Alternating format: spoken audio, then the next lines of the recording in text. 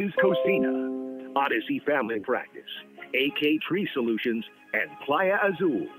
The Peninsula Oilers postgame show is sponsored by Peninsula Community Health Services with game recaps and on-field interviews. Now let's go live to today's Oilers game with the ESPN broadcast team. It is a bit of a chillier day in the Mat-Su Valley, but it is red hot here on the baseball field as your Peninsula Oilers get set to play the Mat-Su Miners for the second day in a row, looking for the two-game sweep. Dylan Simmons alongside Tucker Blau today for your Sweeney's pregame show right here. Hopefully the Oilers are able to carry that through tonight and through the weekend and the rest of the road trip. We'll find out if they're able to. When we come back, we'll go around the Alaska Baseball League with our league and conference standings right here on the Sweeney's pregame show. All that and more coming up right after the break. The warehouse is open at Sweeney's Clothing in Sylvania. Is 90 okay? 90 seconds. Merchandise you didn't see last year. Whether you're heading to work, hitting the trails, or getting the family ready for summer, now's the time to stock up and save. Don't miss the warehouse sale at Sweeney's Clothing in Soldotna. Your workwear and outerwear headquarters for the whole family. Let's talk about something that's not always top of mind, but still really important: life insurance. Because it offers financial protection for your loved ones and can help them pay for things like a mortgage, credit card debt, and even your children's education. Plus, life insurance is probably a lot more affordable than you think. And with State Farm, your local agent can help you understand your options and choose coverage that fits your needs and budget. Hi, this is Christy Babcock, your local State Farm agent, still in Kenai, and now also at the Soldotna Y. Got a toothache? PCHS is bringing back emergency dental services in Kenai. Patients are evaluated each morning starting at 7:45 with treatment available until 9 Monday through Friday. Patients will be seen in order of urgency. It's fast, focused care when you need it most. Don't wait through the pain. Get the help you need right when you need it. For more information, call 907-262-3119. Peninsula Community Health Services. Healthcare for all.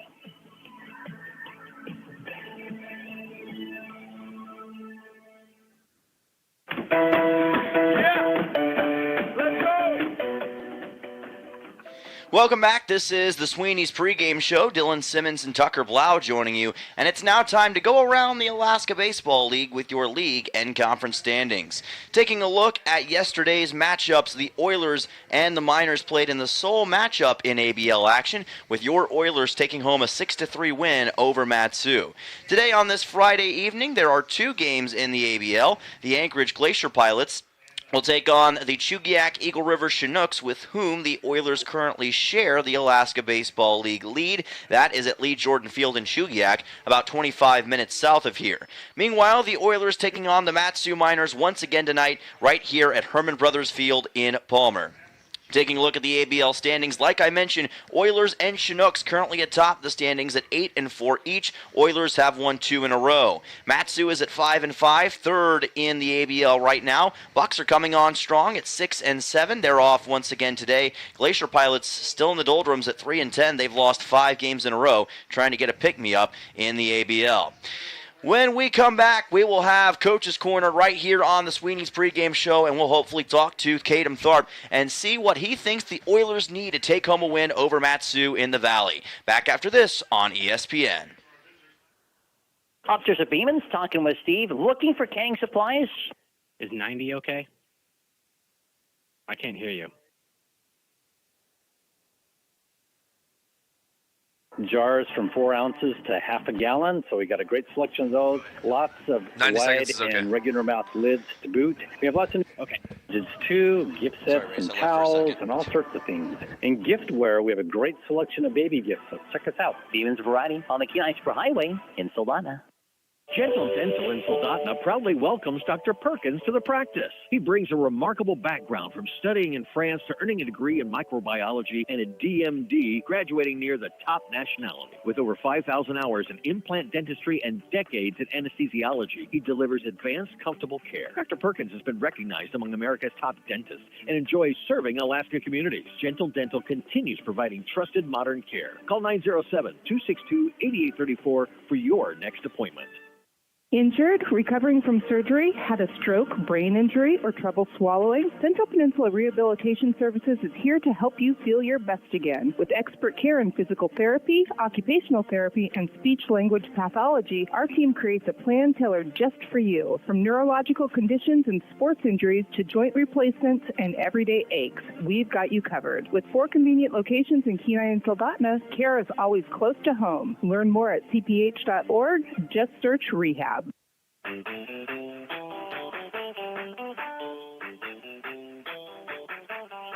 now let's take a trip down to the field. The pregame show's Coach's Corner on ESPN 1140 and 96.9. Put me in, coach. I'm ready to play. Welcome back here on ESPN. Dylan Simmons and Tucker Blau joining you from Herman Brothers Field in Palmer, Alaska. We're about 8 minutes from first pitch here at Herman Brothers Field, and this is the Coach's Corner here on the Sweeney's pregame show. Supposed to have Caden Tharp up here. Don't have him at the moment. Hopefully he'll be able to join us at some point in this pregame show. But as always, whenever you're a member of this Oilers staff, you've got a lot of responsibilities that you have to take part in, and sometimes you have things that slip the mind. So actually now I see him coming out of the press box, so he probably did just forget. That's okay, and we'll talk to him later throughout the week. But, you know, I've been able to talk to Caden quite a bit anyways throughout the week, and I talked to some of the coaches last night, Tucker. The main thing that they've been trying to get in these guys' heads is staying focused and making sure they're enjoying playing the game of baseball. And I think when you come out here to Alaska, you obviously have that in your mind, and you want to enjoy the experience of being in the last frontier, but you're also trying to go out there and win games, and I think the Oilers so far have been able to balance that really well.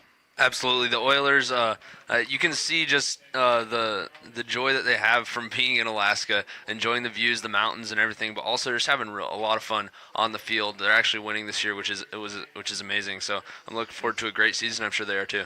Yeah, and I think that the excitement around the Oilers has really been building so far this year.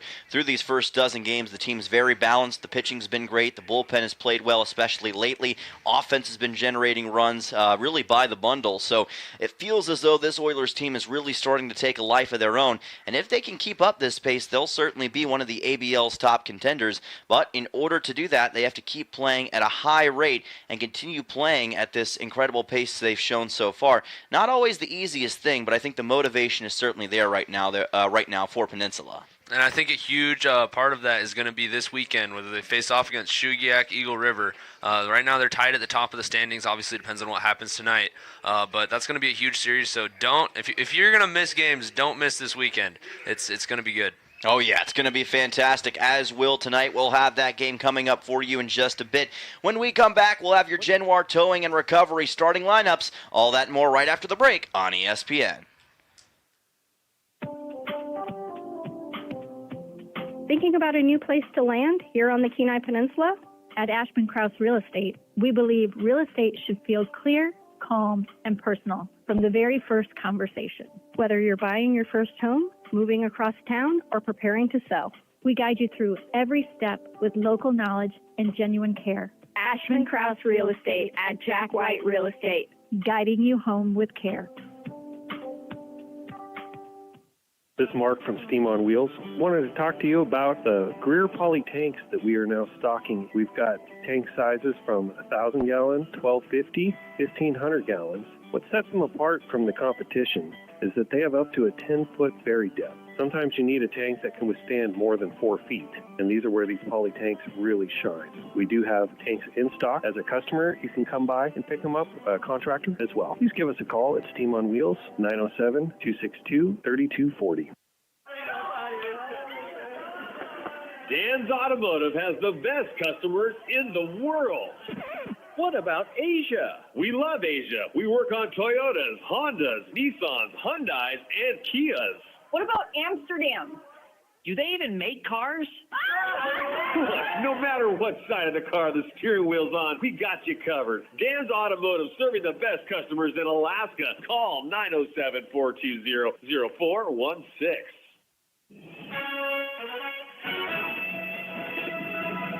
With the latest scores, standings, and news from around the league, let's take a look around the league. Brought to you by SLP Alaska on ESPN 1140 and 96.9 FM. Welcome back. This is the Sweeney's Clothing pregame show on ESPN. Dylan Simmons and Tucker Blau joining you. Time for the Genoir Towing and Recovery starting lineups. These are brought to you again by Genoir Towing and Recovery. If you need a tow or help recovering a vehicle or heavy equipment, call Genoir Towing and Recovery at 907-394-6068. We will start with the Matsu Miners lineups. It will be Hazen Inouye who will be leading off as the catcher tonight. Will Godfrey is the second baseman. Diesel Toth is at third base. Jackson Babcock, the right fielder. Declan Spooner is the first baseman. Matt Blind in center field. Kenyon Miller is the DH. Alexander Pearson is in left field. And Cash Millard is the shortstop tonight for the Miners. What do the Oilers look like tonight here, Tucker? Yeah, I really like this roster tonight the starting lineup tonight for the Oilers. Leading off, playing shortstop, Shane Cannon, playing right field tonight, and batting second, Brooks Hassenclaver. And then playing center field, batting third, Mark Nellis. Batting cleanup, DHing tonight, Reed Oakley. Playing first base, batting fifth, Owen Musel. Playing behind the plate tonight, Isaac Fernandez. He's batting sixth. Playing second base, batting seventh, Sammy Lopez. And playing third base, batting eighth, Jack Holubowski, who had a terrific night off the bench yesterday, a couple doubles. We'll get to that later. And then Wyatt Bundy playing left field, rounding out the bottom of the lineup in the 9-hole. Miners will have Kyle Chase on the mound. The Oilers with Ryan Kaiser on the mound. We'll take one more break and be right back for game action from Matsu after this break on ESPN. Fall is just around the corner. Are you ready for your next chapter? At Kenai Peninsula College, we're ready for you. Registration for the fall semester is now open, offering the classes you need close to home. And big news, our residence hall is now open. Just 60 or 90?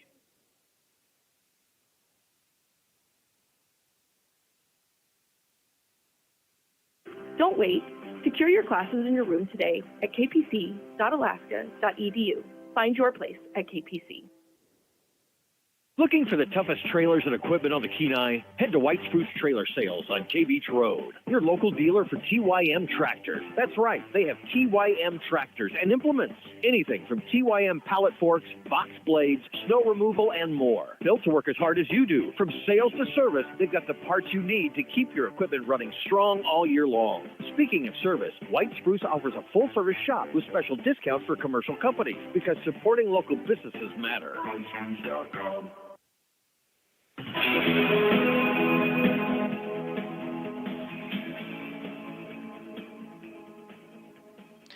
Welcome back. National Anthem being played here in Palmer.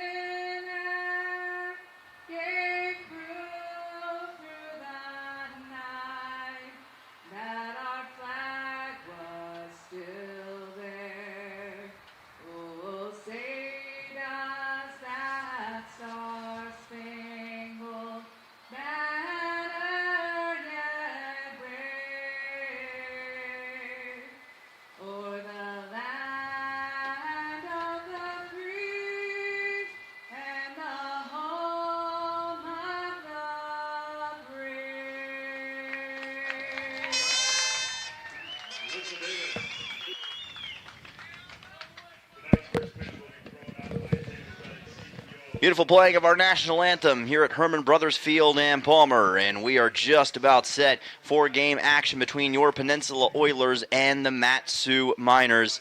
And as Tucker mentioned before the break, it will be Shane Cannon, Brooks Hassenclaver, and Mark Nellis leading off, and they will face off against Kyle Chase of Matsu. Now, the Miners are a team that certainly prides themselves on being very solid defensively and on the bump. However, we saw that defense somewhat cave late in yesterday's game. They will certainly be looking to correct that in today's action. But as far as the Oilers getting this victory, Tucker, what do they have to do to get the job done? Yeah, just carry that momentum from yesterday. As you said, the defense kind of broke down a little bit. So tonight, you kind of want to earn some of those hits a little more. They're hitting the ball hard. It's baseball. You got to hit the gaps. If you hit it hard right to somebody, it doesn't worth anything. So hopefully the Oilers can get it going again today as they did late yesterday. Kyle Chase making his third appearance of the season. He's already started one game, 5 innings pitched with a 3.60 ERA and 7 strikeouts. His latest appearance was against the Glacier Pilots back on the 19th, where he went 3 innings with 2 earned runs. He did have a 6.00 ERA for that game. Also went 2 innings against Chugiak back on June 16th with 3 total Ks. So a little more or a little less experience compared to some of the other minors pitchers, but certainly has a lot of skill regardless. Chase, a player out of Levittown, New York, and a very solid player in college ball already, standing at 6'1", 195 pounds. Now, Shane Cannon will lead off. He was again solid yesterday for Peninsula in that game, as he was able to get a single and a sacrifice fly, as well as reaching on a walk. He'll hope to find more success here today against Matsu. As far as the order goes for the Oilers, pretty similar to what we saw in yesterday's game, Tucker. Cannon and Hassenclaver lead off with Nellis right behind them. The DH is where things are different. Instead of Luke Lusky, it is Reed Oakley in the DH spot now. And Owen Musil, who came in yesterday for Luke Skinner, is now the first baseman in the 5-hole in today's game. So a few different swaps for the Oilers in this contest. Absolutely, and hopefully that the Oilers proving their balance as a team, and hopefully they can get some production from some of these other players as well. Well, we're going to find out soon. Matsu is in all white today. Oilers have black shirts with red sleeves and gray pants. There was some talk about whether or not this game would go on. There was some rain in the area just a couple hours ago. Thankfully, it was light stuff, and they were able to get the field dried off in time for this contest. So here we go. Game 2 between Matsu and Peninsula, live from Herman Brothers Field. Let's settle back and enjoy on ESPN and YouTube. Should be a fun one. Chase delivers the first pitch. It's a fastball, and it's high for ball 1. Cannon with a good take to start off the game, and as we saw yesterday, first pitch of the game, a ball, and what happened? Oilers came out with a W, so you know, it worked last night. See if it comes out again. Could be a good omen for them.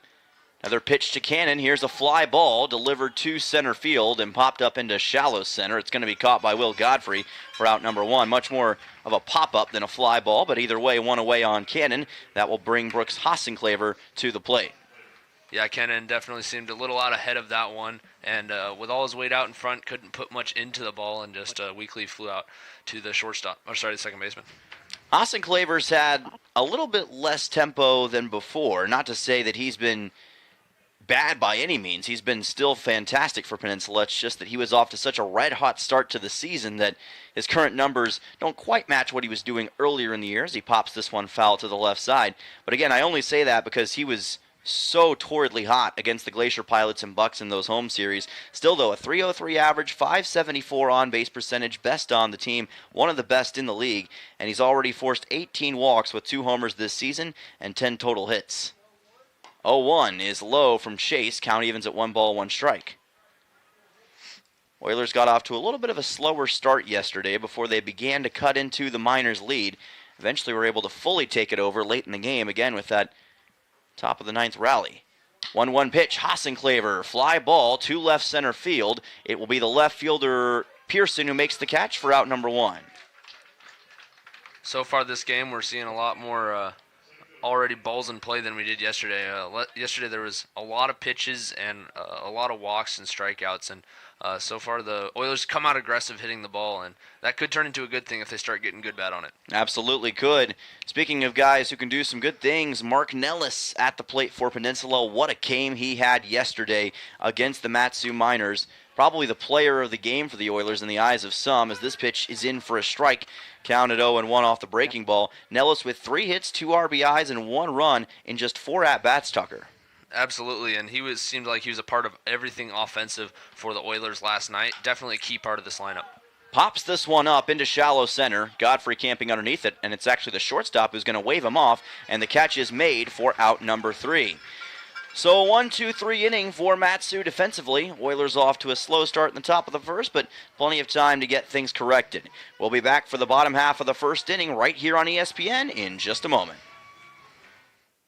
Looking for a solid job with great pay and room to grow? Dam Construction and Roofing is hiring roofers and general laborers across the Kenai Peninsula. They offer competitive pay based on experience, overtime opportunities, paid sick leave, and full-time seasonal work. No experience? No problem. If you're dependable, motivated, and ready to learn, they'll provide the opportunity. Join one of the Kenai Peninsula's fastest-growing roofing companies. Call 907-262-3996 today or visit dambuilt.com. Dam Construction and Roofing, building careers one roof at a time.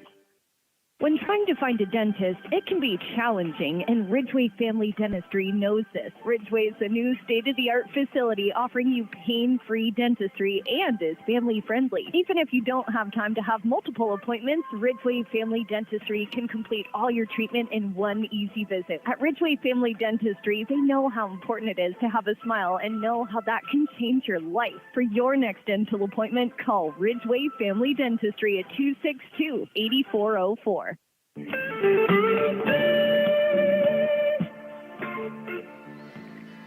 Welcome back. This is Oilers Baseball on ESPN. Dylan Simmons and Tucker Blau joining you as we've reached the bottom half of the first inning. Your score is 0-0 between the Oilers and the Miners on the Three Bears Alaska scoreboard. Top of the Miners batting order coming up, brought to you by State Farm agent Christy Babcock.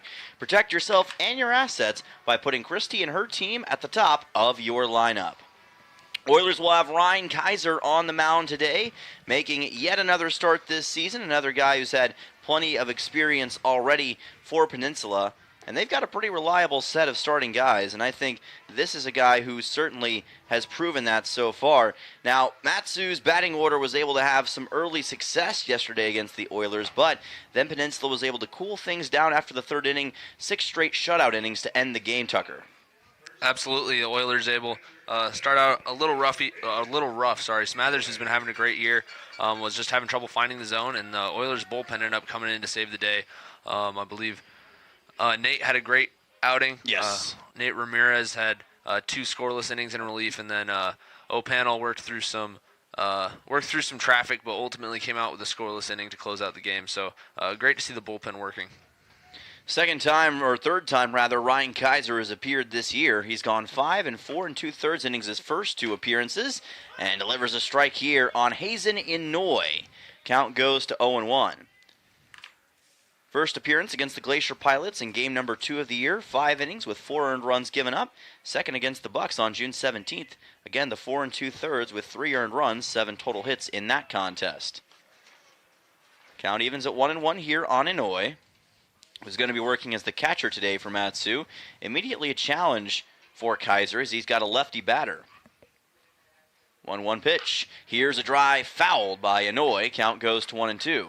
He definitely hit that ball hard. He was well ahead of it, thankfully, and ended up sending it into his own bullpen. So hopefully he can't wait back on that a little longer and drive that into right field. Hazen Inouye facing a 1-2 count against Ryan Kaiser here. Inouye, a high school grad out of Honolulu, Hawaii, and get this, Kaiser High School as the count goes to 2-2.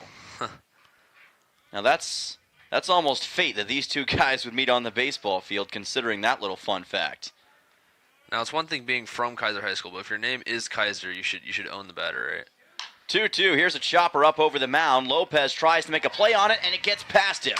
That's going to be a leadoff single, I'd imagine, for Inouye. It will be, and the Miners have a runner aboard here in the bottom of the first. Of course, right as I say it, a slow dribbler up the middle, and the Oilers playing the shift to the right because of Inouye being a lefty hitter, and Lopez was just way too far in the 3.5 hole to get up the middle to get to that one. Yeah, it was because of where Lopez was at in that situation that caused him to be unable to get that baseball cleanly. That'll send Will Godfrey to the plate. Second baseman will face off with Kaiser and fouls this one back as the count goes to 0-1. Miners currently last in batting average in the ABL at .211, .348 on base percentage. They have 1 total home run on the season. Last night we didn't see our first hit of the ballgame until the 3rd inning. Miners already coming out with a single. Hopefully the Oilers can turn that into a double play here.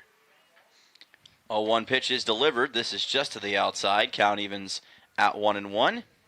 Hazen Inouye entered the game with a .250 batting average. Will Godfrey also at .250 with 5 hits and 1 RBI on the season. He's also reached base on a walk 8 times. That leads the Mat-Su Miners. 1-1 pitch, high breaking ball to the outside from Godfrey, and that'll bring the count to 2-1 off the pitch from Ryan Kaiser. Inouye, fresh out of high school this year, already leading off for the Miners, the reigning champions in the ABL, so promising young player. A lot of promising young players across the Alaska Baseball League. 2-1 pitch. This is a little low for ball 3 as well from Kaiser. Of course, Wyatt Bundy, who's in left field for the Oilers today. He's also a recent high school grad. Will play for Yavapai College soon enough. And a big Hawaii presence in the ABL this year as well. Notice that across all different sorts of teams. Here's a drive right to Lopez, who picks it up, throws to second for 1 out. The throw to first will not be in time, or is it for the out? It is not, so that will allow Godfrey to get to first on the fielder's choice, but they get the out on Inouye at second, 1 away here in the bottom of the first. Lopez with the great play. He had to spin away from the ball in order to create an angle on it, and he almost seemed a little bit surprised that the ball ended up in his mitt. He sat there staring at it for a little bit and then turned and threw to second, and unfortunately the relay to first was just not in time. Just a great backhanded play from the second baseman. Yeah, smart play to get the leadoff runner in that situation as the breaking ball misses low here from Kaiser. Count goes to 1-0. Tried to get the double play on Godfrey, got there in time to first base, and I didn't see the umpire's signal for a second. Saw eventually that he was trying to demonstrate that he sweeped his way off the bag off the throw. 1-0 is delivered high for ball number 2. The ball was hit hard enough to Lopez that I thought even with the hesitation, they might have a chance to turn to. Unfortunately, the speed of Godfrey just barely beat the throw. Yeah, we've seen just how much speed can make an impact in this series as they'll try a pickoff back to first. Godfrey able to get back in time. Diesel Toth at the plate, the freshman from Cal Baptist. He's a current teammate of Sammy Lopez, the second baseman for the Oilers. And here's a fly ball delivered to right field. Hassenclaver is back, ranges, camps under it, and makes the catch. Trying to take second and not going to be able to is Godfrey. Hassenclaver with a great throw out of right field keeps him at first. 2 outs. Godfrey came hard off the bag at first, trying to at least induce a throw. If you can induce that throw and the throw gets by second base, then you can practically walk into second base. So good baseball base running from Godfrey, and he thankfully for the Oilers, Hassenclaver made a great throw. Yeah, Hassenclaver, a really good outfielder, worked as the first baseman yesterday for Peninsula, but does a great job in the outfield and prefers that right side of the diamond more often than not. 2 outs and a fastball from Kaiser. This misses low for ball 1, and it is Jackson Babcock at the plate, sophomore from League City, Texas, and the Colorado School of Mines. One of the best players in the RMAC this past year. 1-0 pitch to be delivered here by Kaiser. Fires a fastball, runner takes off. The throw is high and goes all the way into center field. It went over the shortstop Cannon. It was the catcher Fernandez who tried to see if he could throw out Godfrey there, and the throw just kind of airmailed over Cannon. What were we just saying? What speed can do in the game of baseball, and especially in this series. Made Fernandez rush the throw, and it winds up in center field. Great backup from Nellis, though, holding Godfrey at second base. Count's going to be 1-1 here for Jackson Babcock and a runner in scoring position for Mat-Su. Oilers can make it null and void if they can get one more out in this situation. Kaiser fires the pitch. Here's a fly ball delivered out towards center field. Nellis is going to camp underneath it and make the catch for out number 3. So, 1 man on base for Mat-Su in the bottom half of the first inning. They leave one stranded, and it remains a 0-0 game. 1 hit from Hazen Inouye. We'll be back for the top of the second in just a moment from Palmer, Alaska on ESPN. The World Cup's coming and everybody's talking defense. Here's a strategy that works long after the final whistle. If your family is complete, a no-needle, no-scalpel vasectomy is a safe, effective move. If you're done building your team, it may be time to strengthen your defense. Dr. Alvarez can perform your procedure in Soldotna or Homer. It's quick, comfortable, and a whole lot easier than chasing toddlers into extra time. Don't leave your future up to a lucky bounce. Call Peninsula Surgery and Aesthetics 907-235-1010 and schedule your no-needle, no-scalpel vasectomy. Score some peace of mind and enjoy the games. If you've been involved in an accident or had a catastrophic injury, negotiating with insurance companies on your own is fraught. Insurance companies want to maximize their profits, and that means minimizing a fair and just resolution to you. They don't want to pay for your medical bills. They don't want to pay for your lost work. They don't want to pay for your pain and suffering. Expert insurance negotiators and adjusters will try to minimize your claim at every turn. It's important to have an attorney to get the recovery that you deserve. At Earhart, Elsner and Cooley, we can help you get that fair and true value.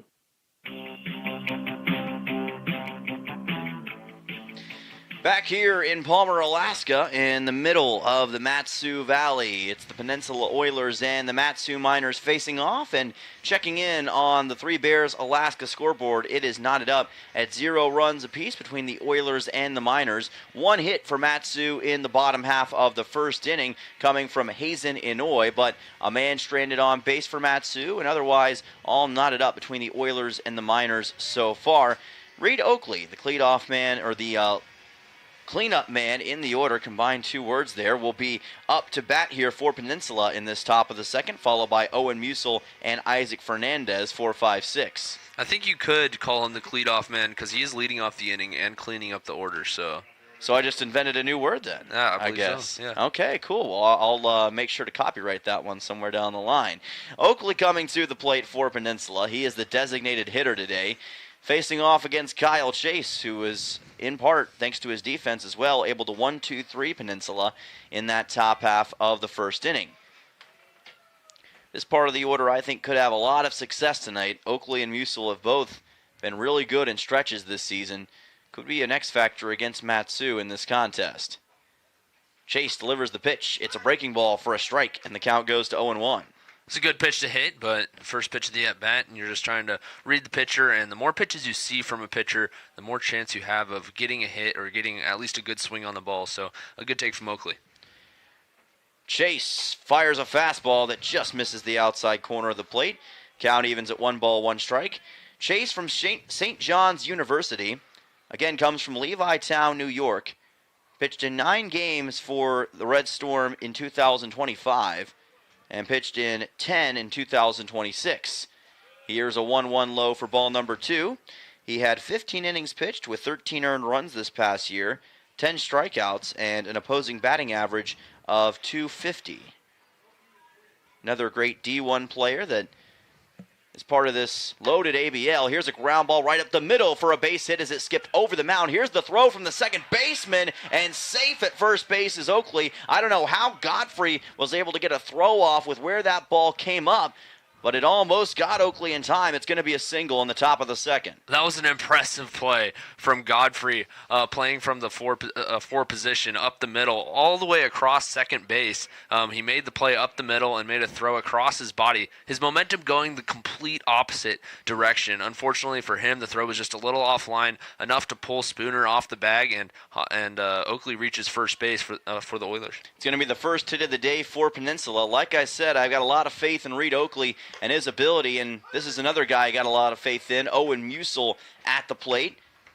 First baseman trying to get a hit against Mat-Su right here.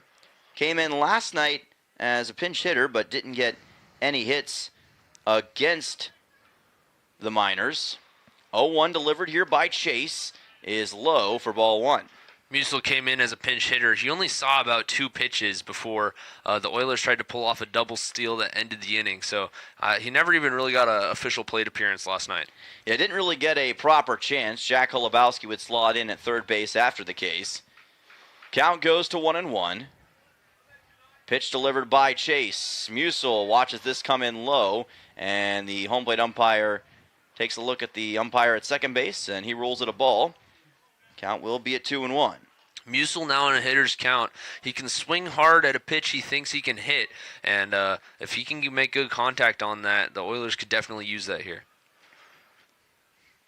2-1 coming up to Owen Musil, and he fouls this one off toward the right side. Count evens at 2 balls and 2 strikes. Taking a look at the Alaska Baseball League overall statistics right now, Musil tied still with Finn Leach of the Anchorage Bucks, both with 10 RBIs atop the ABL. Right behind them, Mark Nellis and Brooks Hassenclaver, each with 9. So they could tie Musil tonight in total RBIs.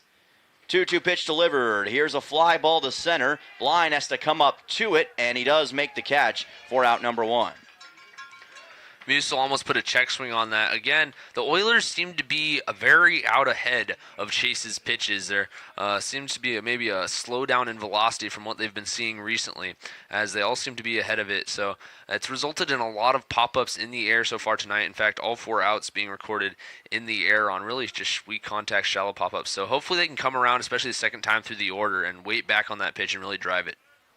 Oilers as a team batting .258 on the season with 72 runs. Here's Isaac Fernandez, the catcher, who comes to the plate. Chase delivers a pitch that finds the top of the zone for a strike. Counted 0-1. Oilers still with one of the best batting averages in the Alaska Baseball League. And they're hoping to maintain their positive strides offensively in today's matchup. Second best batting average belongs to the Glacier Pilots for those curious, as this pitch misses outside for ball number 1. Oilers were batting at nearly .270 when the road stretch began. It somewhat dipped, but again, because of the incredible pace they were on early in the season, that's somewhat to be expected. 1-1 pitch coming up toward Fernandez, but first a pickoff move toward first base. Oakley gets back in time. Chase with a good move, but he seemed to take a little bit off the throw to first. Perhaps a little bit hesitant to throw hard in case the ball ended up way in that deep foul territory down the first base line, giving Oakley a couple bases. Fernandez, fly ball to center.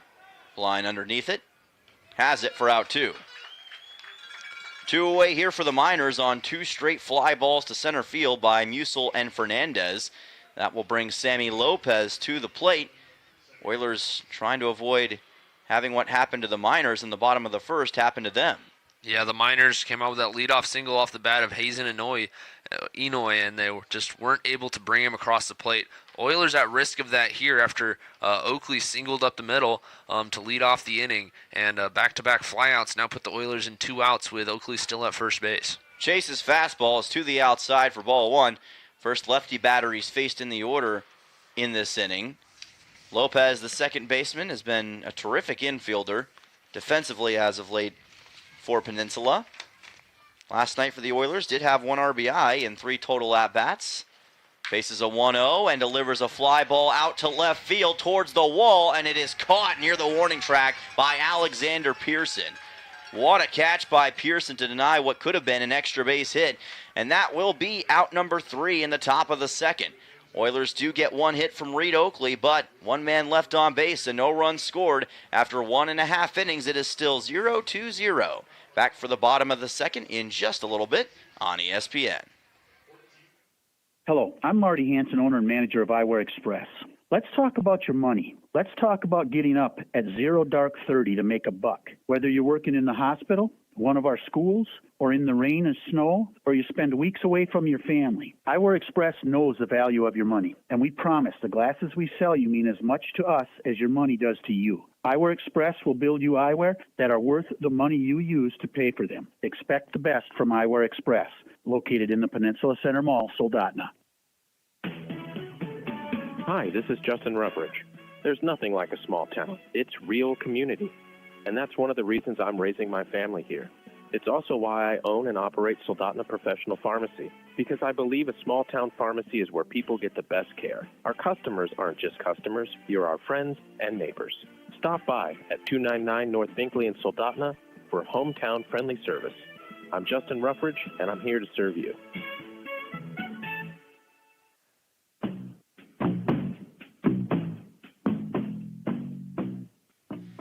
Welcome back. This is Oilers Baseball on ESPN. Dylan Simmons and Tucker Blau joining you. And on the Three Bears Alaska scoreboard, still 0-0, 1 hit for each side after 1.5 innings. Oilers put 1 man on base in the top of the second, but couldn't cash in to get the run. Miners will look to respond in kind in the bottom half of the second inning. So far, though, a pretty defensive and really well-played game defensively, I would say, for both sides. Absolutely. So far, pitcher's duel, but it's only been 1.5 innings of play. We've still got 7.5 to go, so we're in for some good baseball tonight. That we are, as Declan Spooner will come to the plate. 5, 6, and 7 due up in the order for Mat-Su. Spooner, Matt Blind, and Kenyon Millar, the designated hitter. Miners again in their all-white classic uniforms tonight. A lot of great fans here for Mat-Su, but also a few for Peninsula in attendance for tonight's game. Here's a fastball lifted and popped up on the left side. Holubowski wants it, and he'll make a very easy catch for the first out. Yeah, that's exactly what you want to see. Kaiser doing what Chase has been able to do all game, inducing that weak contact in the air, and pop out is one of the easiest outs there is, so it's exactly what you want to see. And as always, music to the ears of infielders. When they see a pop-up, they'll take that any day of the week. Matt Blind, the center fielder, comes to the plate. As Kaiser faces him for the first time and delivers a fastball for a strike. Count goes to 0-1. Kaiser immediately getting ahead of Blind here. Blind had a decent day yesterday. He got one hit, a single, got stranded at second base, but also struck out. He was got that one hit, was 1 for 5, so hopefully the Oilers can get him here today. Count goes to 0-2 as Kaiser delivers another great pitch. Of course, Ryan Kaiser out of Southwest Baptist and Bulverde, Texas, had a 6.59 ERA this past year. Here's another pop-up that is not going to be playable. It lands somewhere towards the concourse. Count stays at 0-2. There's that glass sound effect you were talking about yesterday. Great sound effect. Great sound effect. It is a fantastic sound effect. Very convincing. Kaiser had 52 strikeouts with Southwest Baptist, as well as 38 walks issued. 0-2 pitch to the outside for ball number 1. Oilers have, in my opinion, a really good collection of starting pitching talent. We've seen how well they've done so far this year. Always have kept the Oilers, for the most part, in position. 1-2 pitch. Here's a ball popped up. This will be playable, it looks like, for Holubowski, or will it be? No, it's going to land somewhere out of play. Again, on that left side. Yeah, on this field, you can never be too sure whether it will be in play or not. So good job by Holubowski, at least making his way over there in case it somehow stayed. He did pursue it just to be safe. And again, with all the foul ground here at Herman Brothers Field, better safe than sorry.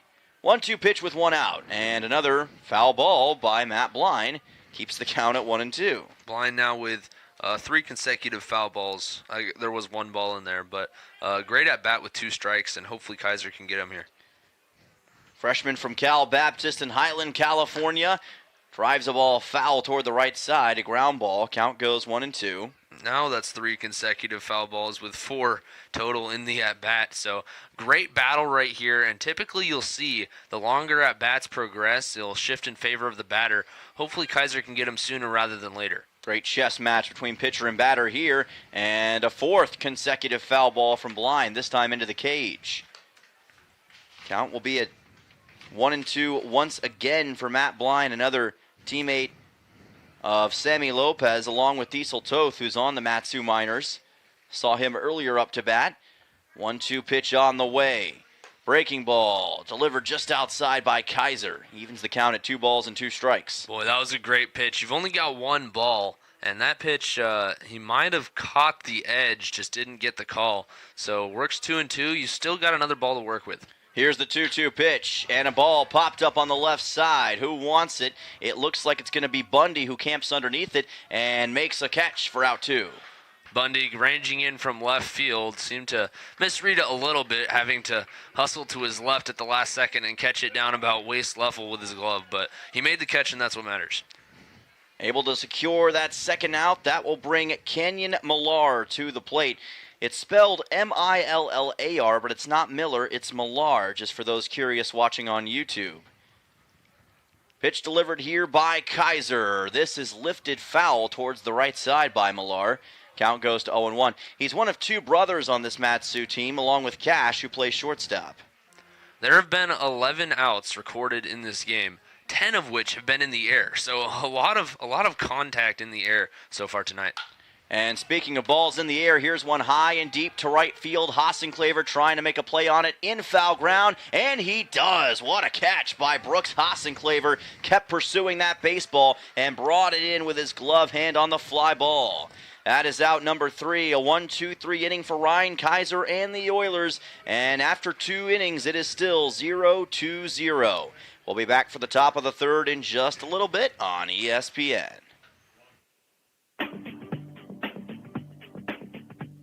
Looking for fun for the whole family that they will love? Head over to Jumpin' Junction on K Beach Road, the Peninsula's entertainment center for all ages. Play in the arcade, dive into the active VR game room, glow it up with blacklight mini golf, bounce on inflatable fun, and grab a snack at the snack bar. Birthdays, work parties, and so much more. You can book them now at Jumpin' Junction on K Beach Road. Jumpin' Junction, where there's fun for the whole family.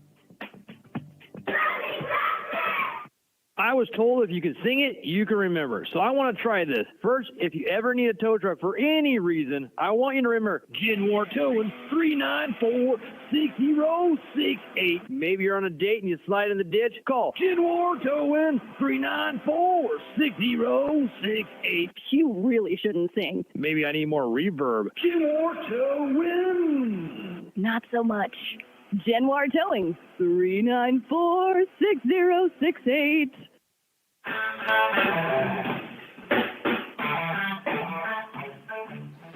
Welcome back. This is Peninsula Oilers baseball on ESPN. Dylan Simmons, Tucker Blau joining you. And after 2 innings so far at Herman Brothers Field, it is 0-0 on the Three Bears Alaska scoreboard. Both sides with a single hit, no errors thus far. Very evenly matched. Two great pitchers showing out, as well as two great defenses. And, you talked about it before the break, Tucker, but there have been a lot of fly balls and pop-ups so far. And it will be interesting to see if that theme continues throughout the course of this game.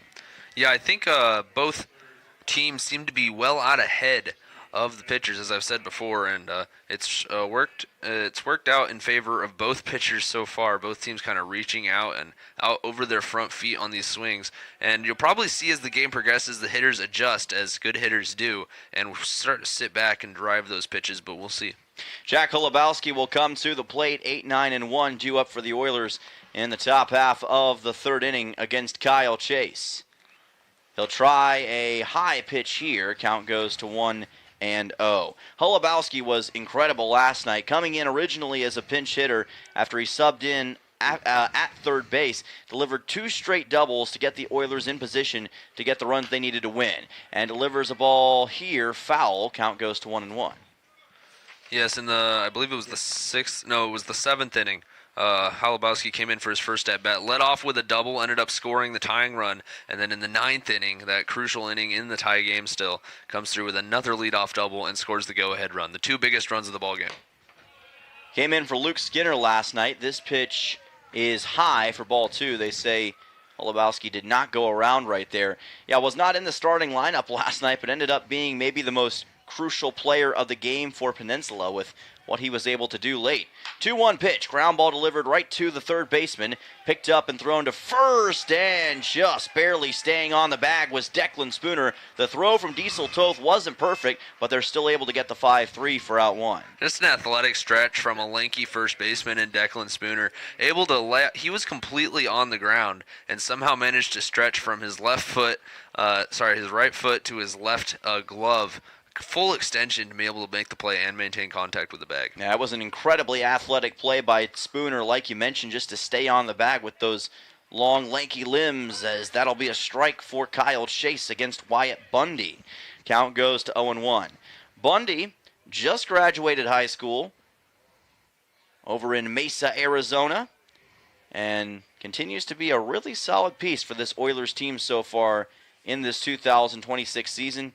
Like I mentioned earlier, he will play at Yavapai College this upcoming year. 0-1 delivered to the lefty batter by Chase, outside for ball number 1. Count evens at 1 ball and 1 strike, as Bundy looks to get his first hit of this 2-game set against the Matsu Miners. 1-1 pitch, just outside for ball 2. I believe it's his first at-bat, right? Yes, his first at-bat of this 2-game set. For sure. 1-1 coming up here for Bundy. Pitch is delivered, and that is just outside. That will be ball number 3, beg your pardon. 3-1 count coming up on Bundy, who, again, had a .357 average and 1 home run in his senior year of high school. In his junior year, .409 batting average, 22 runs, as this pitch is in for a strike. Count goes to 3-2. His favorite post-game meal, Raising Cane's, and that's good news for him. And now I understand on the team bus why he wanted to go to Raising Cane's so bad when we first got to Anchorage. Payoff pitch coming up. We'll tell that story in a little bit. And that's going to be a called strike 3 on Bundy on a brilliant fastball by Kyle Chase. Bundy didn't chase after it, but got struck out all the same. Wyatt Bundy, I don't know. He might have to get a few hits today in order to convince the team to go back to Raising Cane's tonight. He likes Raising Cane's and especially Panda Garden. That's one that he really wanted to go to a couple nights ago when we were coming back from one of our games. I can't remember which one. But that was a fun team story to see just how eager he was to go to Panda Garden. As that's going to be delivered for a strike, count goes to 0-1 on Shane Cannon, who popped the ball up to the second baseman his last time up. We'll say Anchorage has a lot of quality restaurants, so we've been eating pretty good so far since we got over there. 0-1 pitch is delivered. Low here from Chase. Evens it up. 1-1 count now. Cannon still's got some room to work. Hit a pitch if it's good, but don't be afraid to take balls and work deeper into a hitter's count. He's certainly not afraid to be aggressive. He's very efficient at the plate for the most part, but watches a breaking ball come in here for strike 2. Count goes to 1-2 on the man from UC San Diego. From Coronado, California, man of many talents. He can also juggle. And he'll foul this one over. Oh, big contact made with the catcher in Noy there, and he is writhing in pain on the ground. Boy, that is not a good sight. Yeah, you sure hopefully he's okay. They'll take a quick look at him, and as they attend to Hazen Inoue, we'll take a quick timeout and be right back in just a moment on ESPN. Bear Bucks is making savings easier than ever with new promotions that give you discounts no matter how much you spend. Just let me know when to come back. Deals and rewards every time you shop. Not a member? No problem. Just scan the QR code in store and sign up in seconds. Start earning rewards at just $5 and get double rewards when you spend $50 or more. Don't miss out. Your rewards are tracked right on your receipt and easy to use in the app. Bear Bucks. More savings, more rewards every time you shop. Everyone knows the struggle. The DMV keeps bankers hours while they're stuck at work. That's where AK Express rolls in to save the day. They handle the services people need, and that's why they want you. Open until 6 p.m. Monday through Friday and Saturdays 11 to 3. AK Express makes busy schedules easier. Conveniently located at the corner of K Beach and West Poppy Lane. Next to Everybody Rides Again. AK Express, where convenience is king. World Cup Soccer is here, and Martha's Cocina on Willow Street in Kenai is your game day headquarters. Catch every match on their mini TVs while enjoying authentic Mexican favorites, ice-cold Mexican beers, local brews, and the Peninsula's best margaritas from the full bar. Bring the family, bring your soccer crew, and make every match a celebration. Need catering for your next event? Just ask. Martha's Cocina next to Kenai Cinemas and Acapulco Mexican Restaurant in Soldotna. Cuts, fractures, sprains, burns, fishhooks, and workplace accidents. Odyssey Urgent Care treats the injuries that can't wait. Need stitches? They perform laceration repairs right here. Got a fishhook where it doesn't belong? Well, they can help with that too. With on-site x-ray services, splinting, braces, and expert injury care, you can get diagnosed and treated in one convenient visit. Conveniently located in Kenai in the Odyssey Family Practice Building. Open Monday through Saturday, 8 a.m. to 6 p.m. Walk in or call 907-283-8400. Okay. Air. Epic Healthcare for your journey.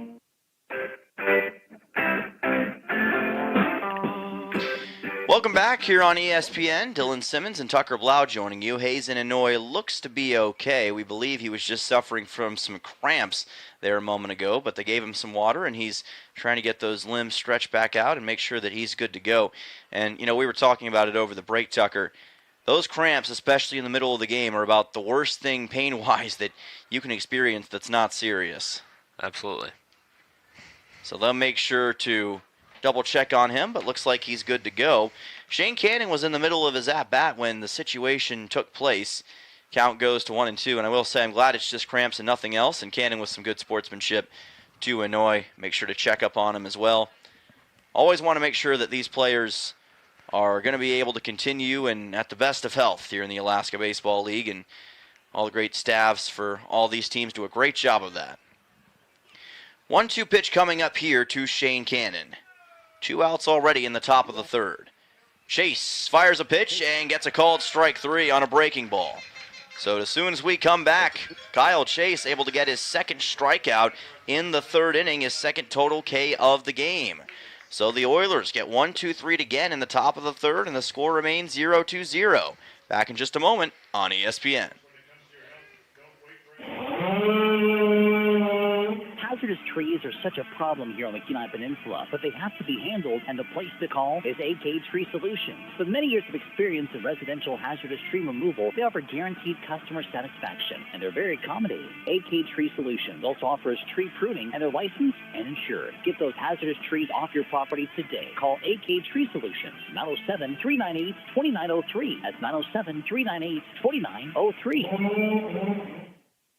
Ready to spice up your day? Playa Azul Mexican Restaurant in Kenai is serving a bold, authentic Mexican food made with love and packed with flavor. New to town or just passing through, this is your must-stop spot for amazing variety, unbeatable prices, and all your favorites. Enjoy the free salsa bar and kick back with cold beer or a glass of wine. Located just past the last traffic light in Kenai, headed north, Playa Azul is where the fiesta never ends. Come hungry, leave happy. Playa Azul Mexican Restaurant.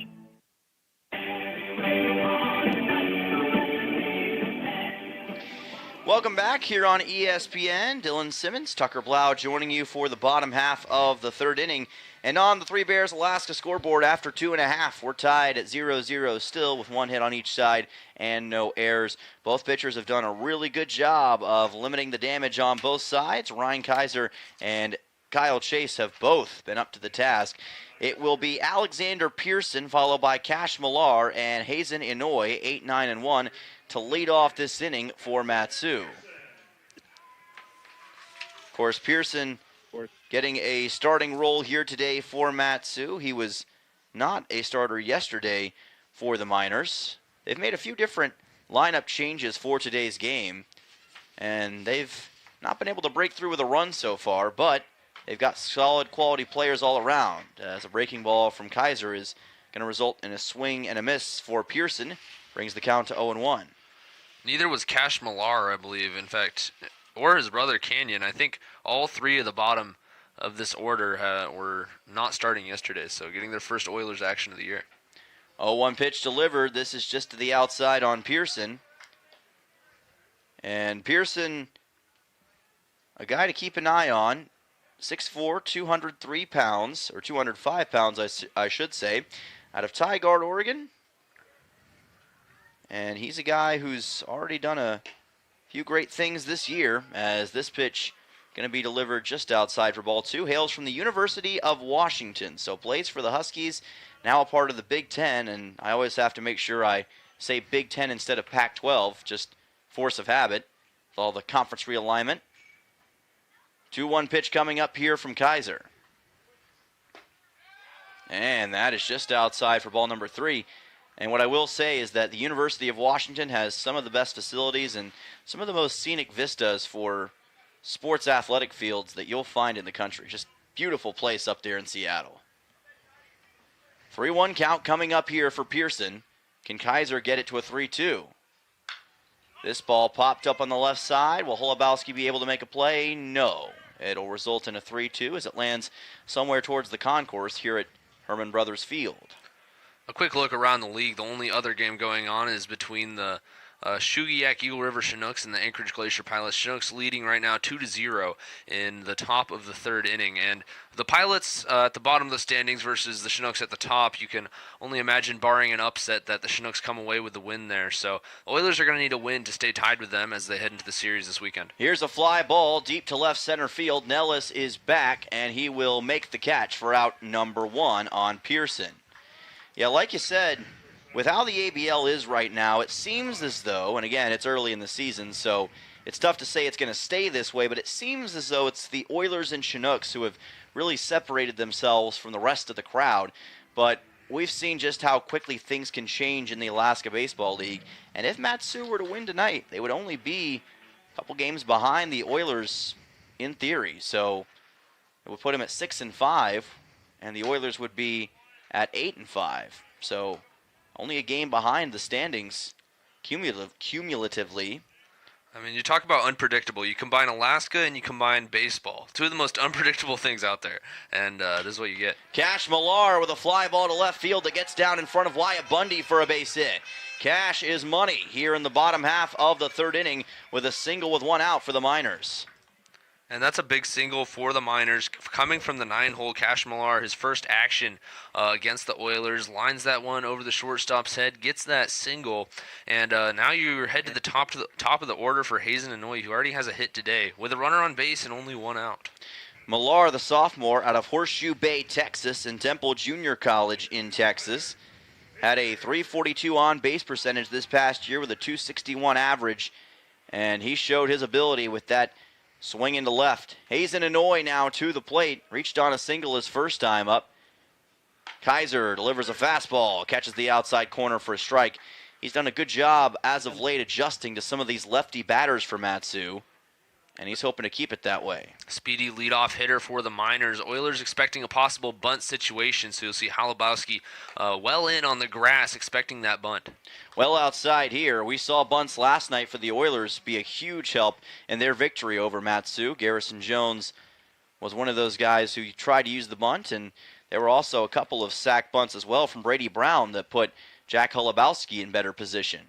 1-1 pitch is delivered. Here's another fly ball to center. Nellis is going to camp underneath it again. And as per usual, he's able to make the catch for the out. 2 away. And the flyouts continue. Now all but 2 of the outs in the game so far have been in the air. And fly balls are not conducive to starting or maintaining rallies. So if the Oilers or the Miners are going to want to put some runs together, they're going to have to start getting a little lower launch angle on those hits. Will Godfrey comes to the plate. And the runner takes off. His pitch is in for a strike. Does the tag apply in time? It is not. They're going to say that Cannon, who was trying to tag out Cash Millar, may have reached over him instead of tagging him directly, and that results in Millar stealing second base. Actually, I believe the call was the swim move from the runner, Cash Millar. He made an epic swim move. It was just a question of whether Lopez was able to get the tag all the way back to him or not. Umpire says that Millar got around it, so a great slide and a well-deserved stolen base for Millar. This ball popped up on the left side, won't be playable. It'll bring the count to 0-2 off the foul ball for Godfrey, who reached on a fielder's choice his last time. Great work by Millar getting to second base on the swim move, and Cannon and the Oilers thought for sure that they had gotten the tag out, and as they were already starting to walk off the field, they realized that was not the case. So the count at 0-2 here. Maybe they can get off the field after this. It's a ball popped up again on the left side, and another foul ball towards the concourse. A lot of souvenirs for the Miners fans tonight. Well, the throw from Fernandez was so field defensive pitchers duels so far in this contest, but a lot more baseball still yet to be played. Oilers will have Brooks Hassenclaver, Mark Nellis, and Reed Oakley, 2-3-4, to lead off this inning. And as always, the next inning here on ESPN is brought to you by State Farm agent Christy Babcock. Start the next inning in your life with the top insurance team. Kyle Chase and Ryan Kaiser have been the stars of the show so far with their ability to get outs quickly against the opposing side, and they've done so with relatively low strikeout totals for both Chase and Kaiser. Chase has 2, Kaiser so far in this game with none, but even still, both of them have been able to get outs on the other side at a great frequency. Looks like there's been a defensive substitution. Declan Spooner now catching for the Miners after that Inouye took that foul ball. Yeah, so that'll change up the defense. We'll go over all that in a little bit as this pitch is delivered and the count goes to 1-0. So Spooner is now the catcher, and Alexander Pearson moves to first base, and Tyler Akers is in left field. So interesting, the Miners are making those substitutions now. Looks like they're going to go for the strategy of switching things around early instead of later in the game, as that pitch was delivered for a strike, and that'll bring the count to 1-1. But again, it is odd to see that this early in the contest. Wonder if there was something else that spurred that. We'll find out. Well, we did see that last inning, Inouye take that foul ball off his lower abdomen, and then he did come up to bat. I believe, in the third inning. So probably wanted to be rather safe than sorry in that situation. And here is a hit delivered by Hassenclaver into right field. He's got a leadoff single for the Oilers as he delivered that one over the head of the second baseman Godfrey to lead off this top of the fourth. Great hit by Hassenclaver and a runner aboard.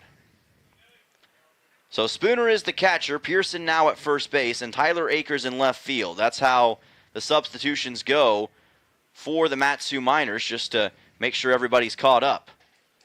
So actually, Inouye was pulled after the injury. Tyler Akers pinch hit for him in that third inning and flew out. So Akers now batting in Inouye's spot. Here's a bunt laid down by Nellis. Throw to first is in time for the 1-3. So that will be out number 1 here in the top of the fourth. Not sure they announced the pinch hit over the PA system if I remember correctly, but we'll go with it for now and make sure that that is all set in stone. Reed Oakley will come to the plate. Again, sometimes those things kind of slip under the cracks in these situations, so all good regardless. Yeah, I think just like we missed it, possibly the PA announcer did as well. Yeah, well, it's just nobody seemed to point it out, so it kind of just happened without anyone noticing. Oakley to the plate, delivers a single, his first time up, and he'll try to do the same right here as this fastball is high and tight. Count goes to 1-0. But while all that was happening, really good sack bunt by Mark Nellis, able to move his former Connor State teammate into scoring position. Oilers trying to do what they did yesterday pretty well against the Miners and manufacture a run. Yeah, Toth now at second base with 1 out, and we saw the Oilers bring those runners in from scoring position last night, so we'll see if they can do that again today. Count goes to 1-1. Brooks Hassenclaver in scoring position, trying to be sent home possibly by Reed Oakley. Just 1 out here in the top of the fourth with a 1-1 count coming up. Owen Musil is on deck.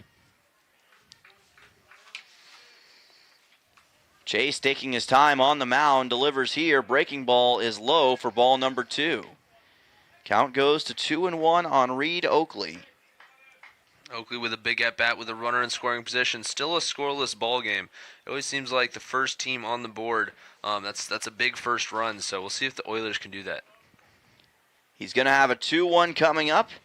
The man from Kansas City, Kansas Community College, watches this pitch go by for ball number 3, and for the first time today, Kyle Chase might be in danger of walking a batter for the Oilers, which would put 2 aboard for the first time for either side. Oakley, a teammate of Owen Musil. Both of them have been great additions to Peninsula so far this season. Going to be waiting on this 3-1 right here. Looking for hit number 2 on the hitter's count. 3-1 pitch from Chase. That is low for ball 4. And Reed Oakley is going to make his way to first with a base on balls. So 2 runners aboard here for Peninsula. Their best chance to strike today is upon them with Owen Musil to the plate. And if you want somebody to bring in the first run of the ball game, this is the guy to do it. Tied for the lead in RBIs, and he's tied with Leach from the Bucks, I believe. And the Bucks are not playing tonight, so Musil with a big opportunity to take sole possession of first place in the RBI stat column for the ABL. Now he can certainly do that if he can get this one into the outfield in this situation and possibly bring around Hassenclaver. This pitch is well inside on a fastball by Chase. Count goes to 1-0. Now, Chase is at about 45 pitches for this game, so he's getting not quite to the limit yet, but he is getting to that point where some pitchers begin to struggle a little bit. We saw Cole Dixon have that situation a couple days ago, got out of it well enough. 1-0 pitch here on Musil. This is delivered for a strike. Count evens at 1-1. But with 1 out here for the Matsu Miners, the biggest thing that Musil is trying to avoid is grounding out into a double play. Don't want to give the Miners that situation. Absolutely. 2 runners on and 1 out. Double play is best case scenario for the Miners. Oilers just looking to advance those runners. 1-1 pitch. Musil watches it go outside. Flew a ball out to center his first time up in the second inning, as did Isaac Fernandez, who's currently on deck behind him. Feels as though this might be a low-scoring game, and if that trend continues, this could be one of your best opportunities to score, so if at all possible, you want to take advantage. 2-1 pitch, high for ball 3. On the other side of that, however, the Oilers typically come alive late, so I feel like the later this ball game goes, in a tie game or even with the Oilers with a lead, the Oilers' chance of winning just exponentially goes up as the game progresses. May you could use astronomically to describe it as well. The chances get very high. We'll put it that way. 3-1 pitch coming up to Musil. Here's a high. Chopper takes an awkward bounce off the mound. The shortstop has to throw it to first, and the throw didn't get there in time, and Musil is safe at first base. And that is just unfortunate for the Miners. Musil hit that ball very, very hard. It was just straight down. So typically you'd see that as a high chopping ball easily played by the shortstop for possibly even a double play. But unfortunately for the Miners, it caught that cusp of the grass between the dirt and the infield that you see around that ring around home plate and chopped high into the air. It was high enough that if you looked away for a second and looked back, you would think it was a pop-up. Yeah. And there was no choice for Millar except to just wait back and wait for it to come down to him. And by the time it did, there was just no chance to make a play anywhere. Miners will have a meeting on the mound, and like you said, it caught the end of the carpet on the infield. Now, this is not a turf infield here at Herman Brothers Field. It is a natural grass infield, and as a result, sometimes you get these odd bounces if the ball is hit in just the right spot, and that's what happened. And Cash Millar, the shortstop, because of how that ball deflected off the grass, when he finally got the baseball, Musil was already basically at first base, so it will be awarded as a single for Musil, a very unorthodox single, mind you, but it will be awarded as a hit. Isaac Fernandez will come to the plate, and in one of the more odd ways you could dream up, the bases are juiced for the Oilers with one out. Absolutely, and as you said, with just one out, sure you want a hit. A hit probably brings in two, but all you really need is a deep fly ball or a slow ground ball to end this inning. Sorry, not to end this inning, to take the lead here for the Oilers. All right, no count for Fernandez and one out. Let's see if the Oilers can cash in on this great fortune they've come up on. Fernandez will foul this one back over the crowd. Count goes to 0-1. Isaac Fernandez out of Johnson University in Knoxville, Tennessee. Pretty close to my neck of the woods, about 2 hours east of my hometown. And Knoxville is a pretty solid place to be, especially when it comes to baseball, even if I'm not a UT Vols fan. Count at 0-1 coming up to Fernandez. Chase delivers the pitch, and Fernandez fouls it directly into the cage. Count at 0-2, but the Johnson University Royals had a great season this past year and got all the way to the Avista NAIA World Series before finally falling there. Fernandez has prior Summer League experience, played in the California Collegiate League back in his home state a few years ago. So well-versed in this kind of summer ball and now trying to deliver a couple of runs here for the Oilers. 0-2 pitch coming up from Kyle Chase. Fernandez, swing and a miss, struck him out for out number 2. That is the third strikeout for Chase in this game. And that is an enormous strikeout for the Miners. Bases loaded, one out, now getting that absolutely worthless for the Oilers, but a huge strikeout for the Miners, and now you've got only one out needed to get out of this inning. And that takes away the possibility of a sac fly here for the Oilers. So Sammy Lopez has to deliver a solid shot to bring in a run in this situation. 2 outs, space is still juiced for the Oilers. Hassenclaver is the closest runner to score. He's at third. Oakley is at second with Musil currently at first. And time called. Looks like Declan Spooner is going to make his way over to the mound to talk things over with Kyle Chase. Still bases loaded, so there's still definitely, the heart rate is up for the pitcher, I'm sure. But now with 2 outs, you can breathe a little bit of a sigh of relief. Don't get too relaxed, but the pitcher's still got, not out of the woods yet, but certainly a huge step with that strikeout. Oilers have had some games to be lost because they left too many men on base. They do not want that to pop up here. Nobody's had the bases juiced at all today until this point, so this is a rare opportunity as far as this game is concerned, but we'll see if Lopez is able to make good on it. Outside here from Chase, count goes to 1-0 on the fastball.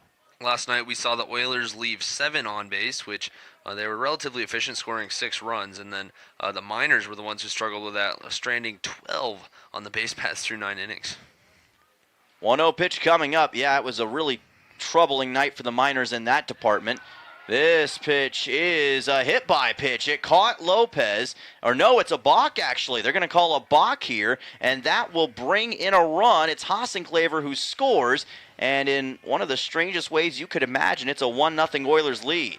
Yeah, and that's just got to be heartbreaking for the Miners. They get a huge step closer to getting out of the inning, and then unfortunately for Chase, just balked a little bit. I didn't see what he did wrong, but he does balk, and the runners advance, and the Oilers take the lead. Yeah, I didn't see what caused the balk there. At first I thought it hit Lopez, may have grazed him, but it did not. Count at 1-0 with 2 outs.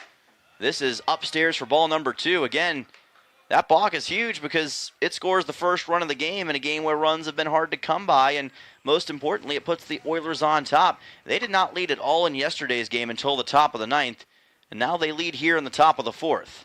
As we saw yesterday, the Miners, as they've been better about this year, kind of tearing themselves apart, so we'll see if they can pull it together.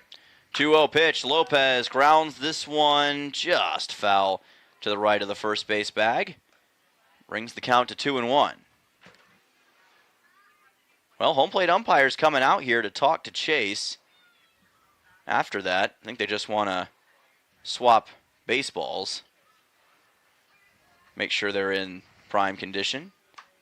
At first I was wondering if he was going to have a conversation about something, but nothing too serious. I think he's also giving the hitter, Sammy Lopez, time to walk that off. I believe that foul ball went straight off his foot. Thankfully, he does have a top of the foot guard there, but certainly doesn't feel good. Never does in those situations. 2-1 coming up. Delivered to Lopez, swing and a miss, and that'll bring the count to 2-2. Good outside breaking ball from Chase. Lopez swinging hard as he can with no strikes on him yet, so he's just looking for real hard contact there. He had that deep fly ball in his last at-bat, almost to the warning track, so he might be feeling a little confident with the bat today. We'll see if he can get it done right here. He's got a 2-2. 2 runners in scoring position in Oakley and Musil. Chase takes his time. Delivers to Lopez. That is high and outside for ball 3. Full count coming up. First base is open, so if Lopez was to get walked here, he would move to first base and no runs would be scored. Still, though, not an ideal situation for Kyle Chase, but could be great for the Oilers. Yeah, Chase doesn't want to load the bases with Holubowski, who is 2 for 2 with 2 doubles on deck. Payoff pitch. Lopez pops it up on the left side. Toth, the third baseman, camps underneath it and makes the catch for out number 3. So the Oilers get 2 runners stranded on base, but in a very odd way, they do score the first run of the game. It's Brooks Hassenclaver, who got a single to start the 4th inning, and he scores on a buck to end the top half of the 4th inning. Oilers up 1-0 on Matsu. Back for the bottom of the 4th in just a moment on ESPN. Your health matters every day, not just when you're sick. At Peninsula Community Health Services, we're here to keep you well with personalized primary care and preventative services for the whole family. From checkups and screenings to managing ongoing conditions, our caring team is ready to help you stay ahead of your health. Don't wait. Take the first step toward feeling your best today. Call PCHS at 907-262-3119 or online at pchsak.org. Peninsula Community Health Services. Healthcare for all.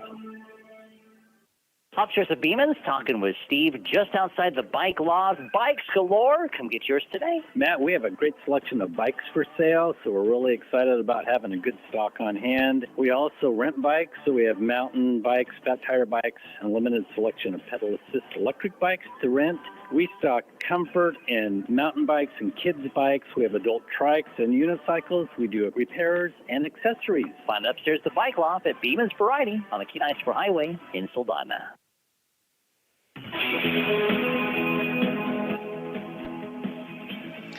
Welcome back here on ESPN. Dylan Simmons, Tucker Blau, and Race back at the studio joining you here this evening as the Oilers taking on the Matsu Miners. On the Three Bears Alaska scoreboard, it is Oilers 1, Miners nothing. 3 hits for Peninsula so far, 2 for Matsu. No arrows on either side.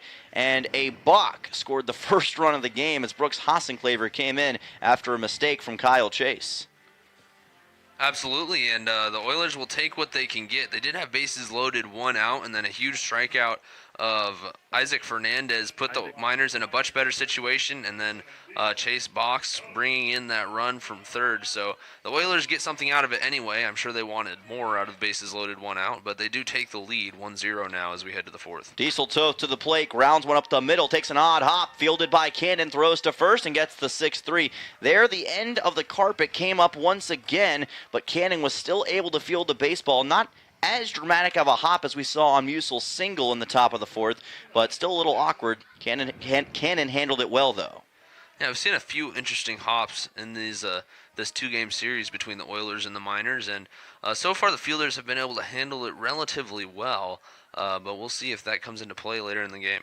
Jackson Babcock to the plate. Lefty batter already facing 1 out in the bottom of the fourth. Here's a high drive to right center field towards the gap. This ball's going to land at the base of the wall. Coming around to second is Babcock. He may have a chance at a triple. Digging for third. He is going to get there in time. And Jackson Babcock with a 1-out triple for the Miners, the biggest hit of the game thus far. Absolutely. That's only the third extra base hit, I believe, of this 2-game series. The first 2 coming off the bat of Halabowski for the Oilers. So huge hit for Babcock, and now Miners poised to tie this game up if the Oilers can't come up clutch here in the fourth.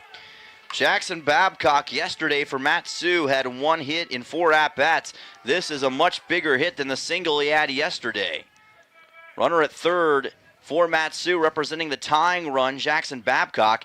Declan Spooner is now at the plate. He was playing first base. He's now the catcher for the Miners. And he popped the ball up to third his last time up in the second inning. So actually, I was incorrect. There have been 4 extra base hits. Back to that in just a second. This ball popped up on the left side, but fouled out of play.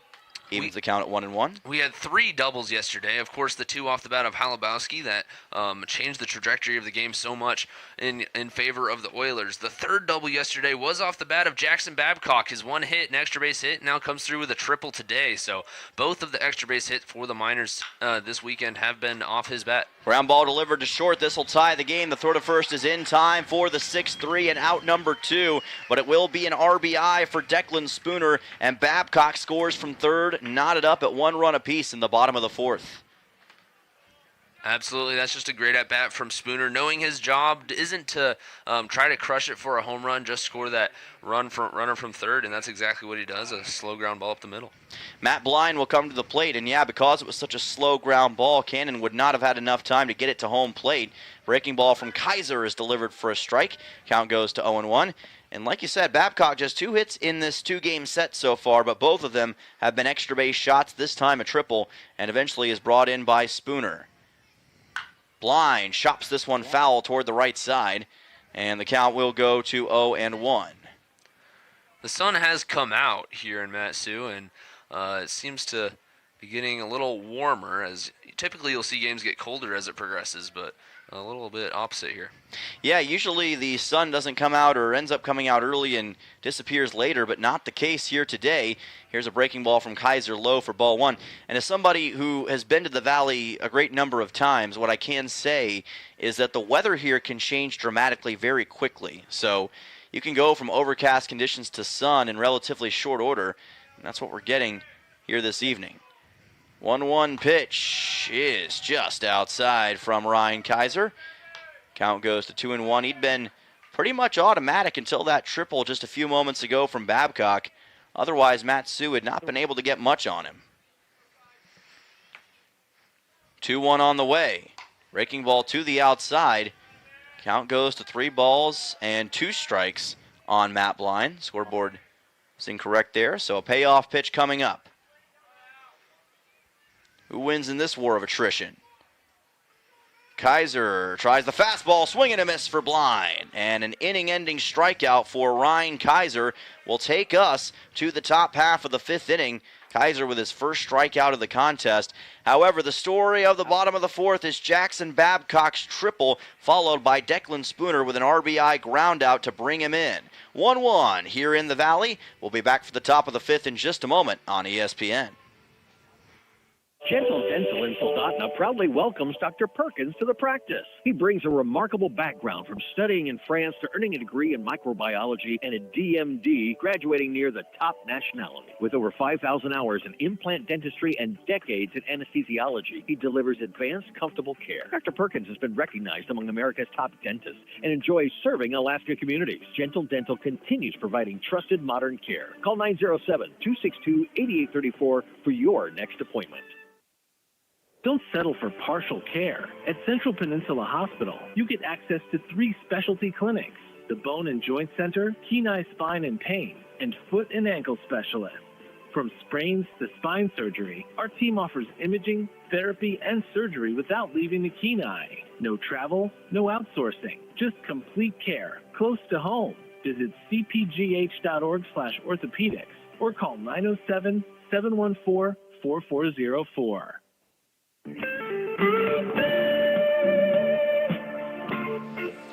Welcome back here to Palmer, Alaska at Herman Brothers Field. Dylan Simmons and Tucker Blau joining you. And after 4 innings on the Three Bears Alaska scoreboard, it is all knotted up at 1 run apiece between the Miners and the Oilers. 3 hits for both sides, no errors for either side so far. And Chase is still on the mound and fires in a breaking ball for a strike. Counted 0-1. Holubowski enters today's game with a .227 average on the season, 5 total hits and 2 RBIs. 0-1 to Holubowski, chased after that breaking ball and missed all of it. Count goes to 0-2. Now he's going to have to protect after Chase jumps out ahead of him quick. Just put the ball in play, and with the way the infield has been acting tonight, you just put the ball on the ground and see what happens. 0-2 coming up from Kyle Chase. Delivers, fastballs high for ball 1. Chase did load the bases against Peninsula in the top of the 4th a few moments ago. However, got out of that pretty well unharmed outside of a balk that brought in Brooks Hassenclaver. Trying to make sure that doesn't happen here. 1-2 pitch. That is just outside for ball 2. Bold take from Holubowski, but it pays off. Yeah, that was a good frame job from that's Akers, I believe, catching now for the Miners, and just didn't get the call. 2-2 coming up here. Pitch is delivered, this time low for ball number 3. Holubowski's done a good job working this from a 1-2 to a 3-2 in short order. Terrific plate discipline and just knowledge of the zone Holubowski is displaying right now. Payoff pitch on the way. Holubowski pops it foul. It's going to land somewhere behind or on top of our press box. And that'll keep the count full at 3-2. Declan Spooner originally subbed in for Renoy as the catcher. Akers was slotted in left field. We'll confirm in just a moment that all of that is the same. Payoff pitch coming up here from Chase. And a called strike 3 on Jack Holubowski. Able to deliver that one into the lower part of the zone and get his 4th K of the game.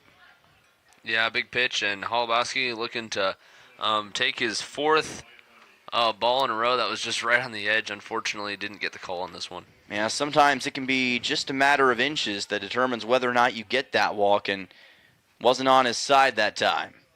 Wyatt Bundy's at the plate showing bunt, and he fouls it way off toward the Oilers' dugout. Brings the count to 0-1.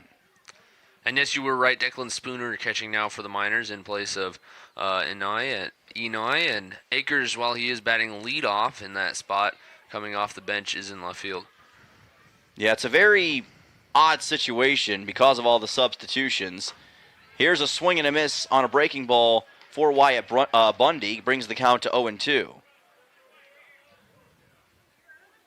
So from now on, whenever the Miners would have had Enoy at the plate, they're going to have Akers at the plate. Here is a swing and a miss for strike number 3. Another great breaking ball on Wyatt Bundy. This time it's a strikeout swinging for Chase, his 5th K of the game and 2 straight to start the top of the 5th. Chase, after not striking out anybody through 2, picked up 2 in the 3rd, 1 more in the 4th, and now 2 already here in the 5th. So he's really turned on his K game here. He certainly has, and to the chagrin of the Oilers, but the top of the order is on the way. Shane Cannon at the plate. Doesn't have a hit yet, 0 for 2. And another fastball delivered for a strike by Kyle Chase. Really good mix-up of breaking balls and fastballs here, making life hard on these Oilers batters. 0-1 on the way from Kyle Chase. Delivered to Cannon. Here is a shot into shallow right center field for a base hit. Cannon wants second, but he's going to think better of it and quickly make his way back to first. He way overran first base, and then as he saw the ball not too far down in right center field, he said, okay, I better put on the brakes and settle for first, but gets the 2-out single. I think off the bat he was thinking hustle double for sure, but from our bird's eye view we could tell that there was no way he was going to get to second on that. It was not happening, so I'm glad that he was able to see that before he tried to go any further. And hey, sometimes you've got that adrenaline in your veins and you want to try to take that extra base if you can, but sometimes you got to just use your logic and say, hey, we'll settle for what we can get. Brooks Hossenclaver already has a single in this game, and this pitch is going to get away from the catcher, and the ball is nowhere to be found for the Miners. Going all the way to third here is Cannon. As it bounced off of Spooner, it looked like he didn't know where the ball ended up. It went all the way towards the Miners' dugout, and how about that? Cannon goes from first to third in one fell swoop. Huge stroke of fortune for the Oilers. That ball skipped off of Spooner's shin guard and bounced all the way to the fence towards the Miners' dugout, and he had no idea where it was. His whole infield was trying to show him, and he was just spinning in circles. I think he thought it was just right around him somewhere, and fortunately for the Oilers, Cannon able to get all the way to third. That could absolutely change things here. Hossenclaver swing and a miss. Count goes to 1-1. But all of a sudden, what looked to be a dead inning for the Oilers could give them their second run of the game if Hossenclaver is able to get his second hit. Again, not too many other guys you'd want in this situation. He has reached base more than anybody else on this Oilers squad. 10 hits, 9 RBIs on the season, over 300 for his total batting average. High breaking ball from Chase, count goes to 2-1. 18 walks on the season forced by Brooks Hossenclaver. A walk wouldn't bring in Shane Cannon in this situation, though, so you're hoping to get a little more than that if you're Hossenclaver. 2-1 on the way. High for ball 3. Hitters count coming up. And by the way, if he is able to get an RBI here, it would be his 10th of the season and would tie him with Owen Musil and Finn Leach for the most RBIs in the ABL.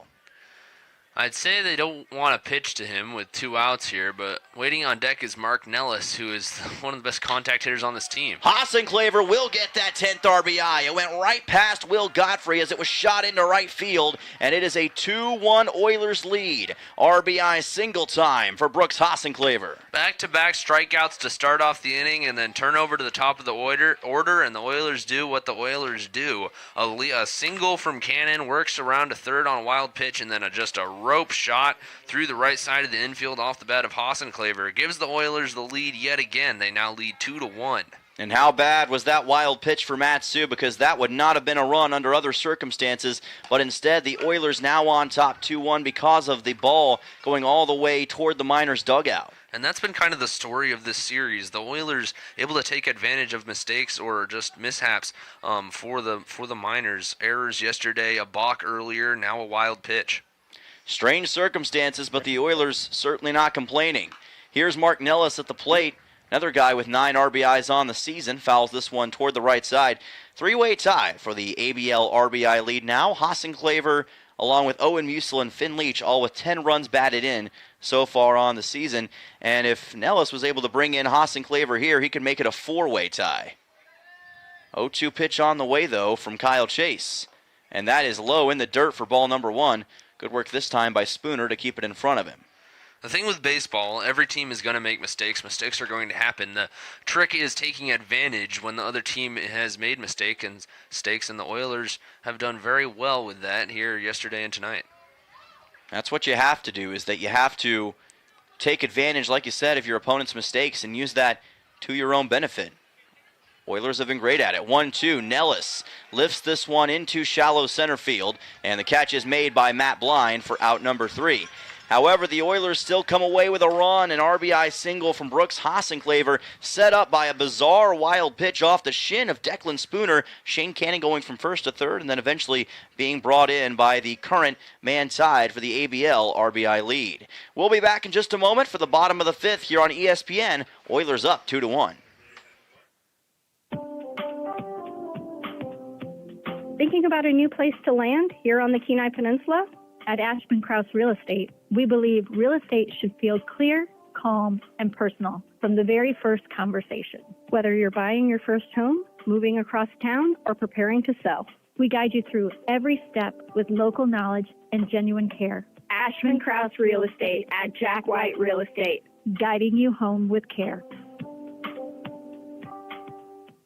Yes, Steam on Wheels does install lift stations. Generally, a lift station is required with high groundwater or some type of elevational difference that's going to require a pressurized mound or bed. But they do provide an excellent sewer system when installed correctly. Conventional septics are the preferred way to go. But when you have high groundwater or an elevational difference where you've got to pump it up a hill to do it conventionally, a lift station may be the only way to go. Give us a call at Steam on Wheels, 907-262-3240.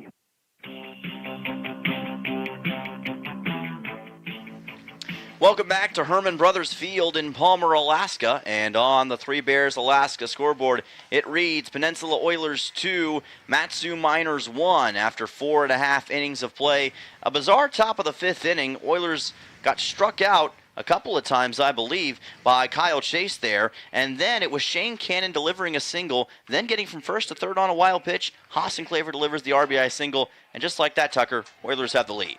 As we were saying, the Oilers doing a great job of taking advantage of mistakes made by the Miners. That wild pitch allowing Cannon to get all the way to third base, but then even then, run on third, 2 outs. All it takes is a ground ball or a fly ball for the Miners to get out of the inning, and nonetheless, Hassenclaver takes advantage, lines a shot through the right side of the infield, gives the Oilers the lead.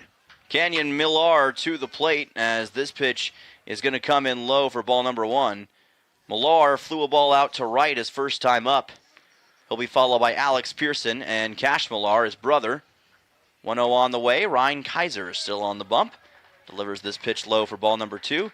Kaiser's sitting right around 55 pitches for the game so far, so not too bad. Still has some more room to work with if the Oilers want to use him that long, and I'd say they probably do with what he's been able to accomplish so far. However, as soon as I say that, delivers a low pitch here for ball number 3, and the count's going to go to 3-0 on Canyon Millar. Not exactly what Kaiser wants to do. He's going to want to get back in the zone here, allow the Miners to hit it, and trust his defense. And he's going to deliver a 4-pitch walk. That'll send Millar over to first base. Just did not attack the strike zone the way he wanted to that time, and that puts the tying run aboard for Matsu. Alex Pearson will come to the plate, but that is a pretty odd thing to see after Kaiser's been so solid today. Just like that, issues his first walk. So Pearson to the plate. He also flew a ball out to center his last time up. And that is 5 straight balls here for Ryan Kaiser as he places this one high.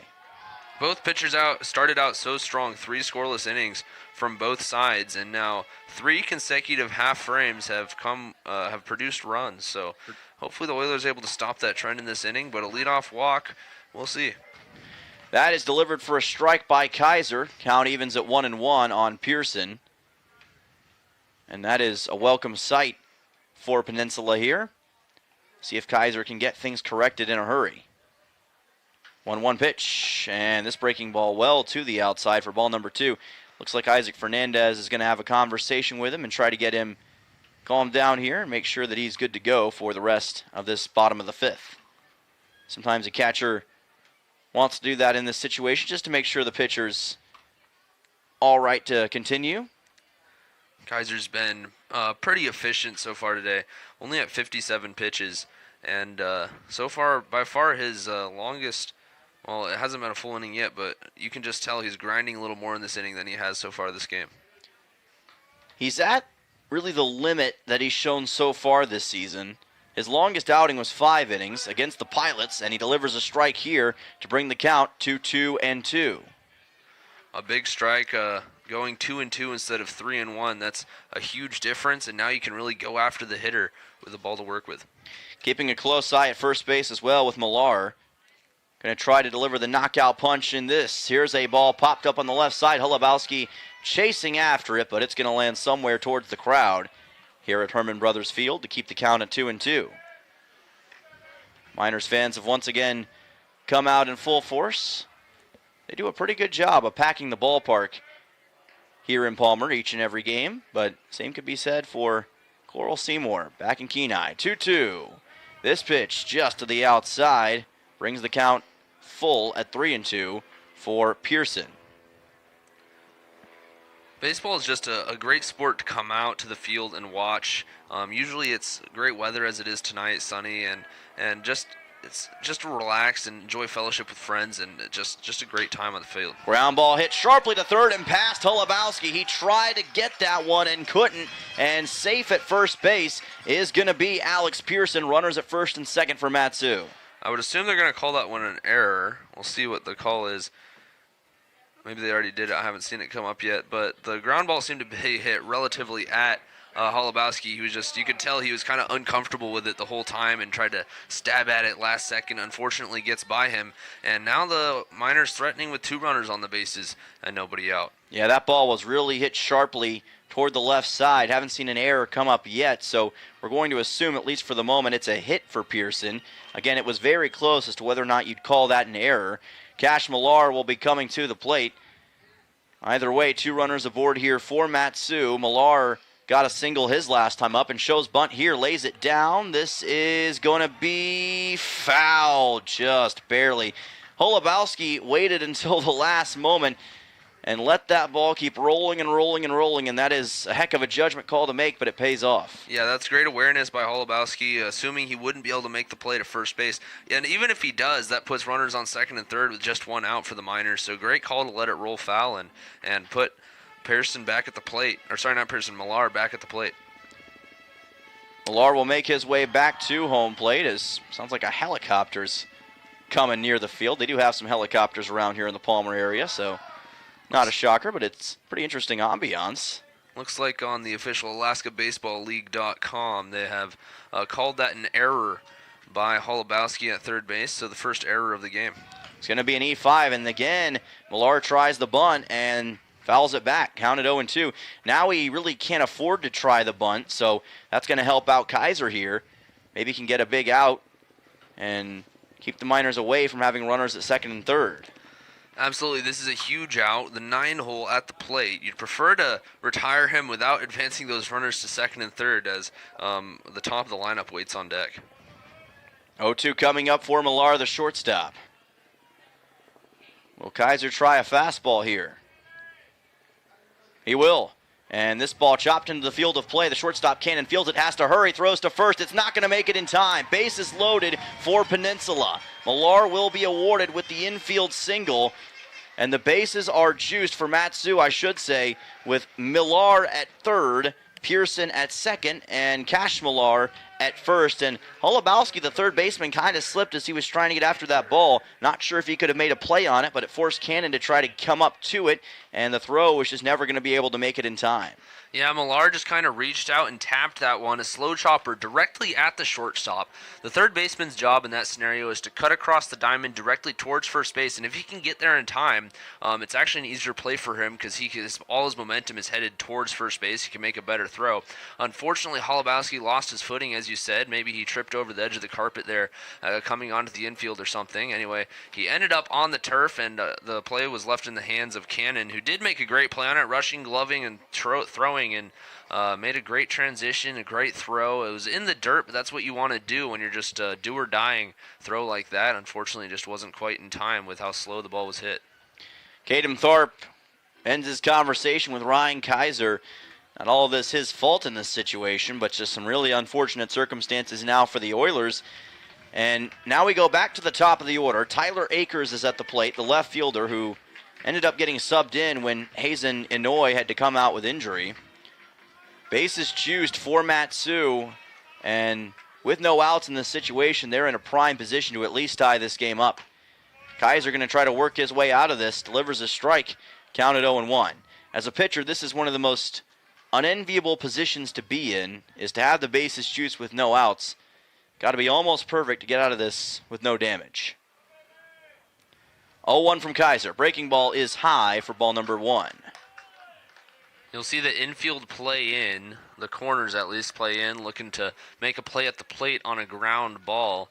The Oilers up the middle infielders, well, it looks like they're playing in as well, so they're not playing for the double play, they're looking for the out at the plate. This is fouled back by Akers, evens the count, or takes it to 1-2, I should say. Plenty of action in the Oilers bullpen now. Looks like a couple of guys at least warming up, maybe 3. They've got plenty of options over there just in case Ryan Kaiser can't finish this inning.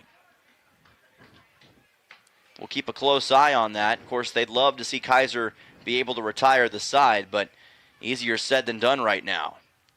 1-2 coming up to Akers. That'll help. Called strike 3. Akers frustrated after the fact, but that is a huge strikeout for Ryan Kaiser and understandably fired up after the fact. As you said, huge, as you said, Tyler, an enormous strikeout for Kaiser. With the bases loaded and nobody out, and that first out is huge. And now the middle infield can play back, looking for that double play to end the inning. Corners will still play up, looking for a play at the plate.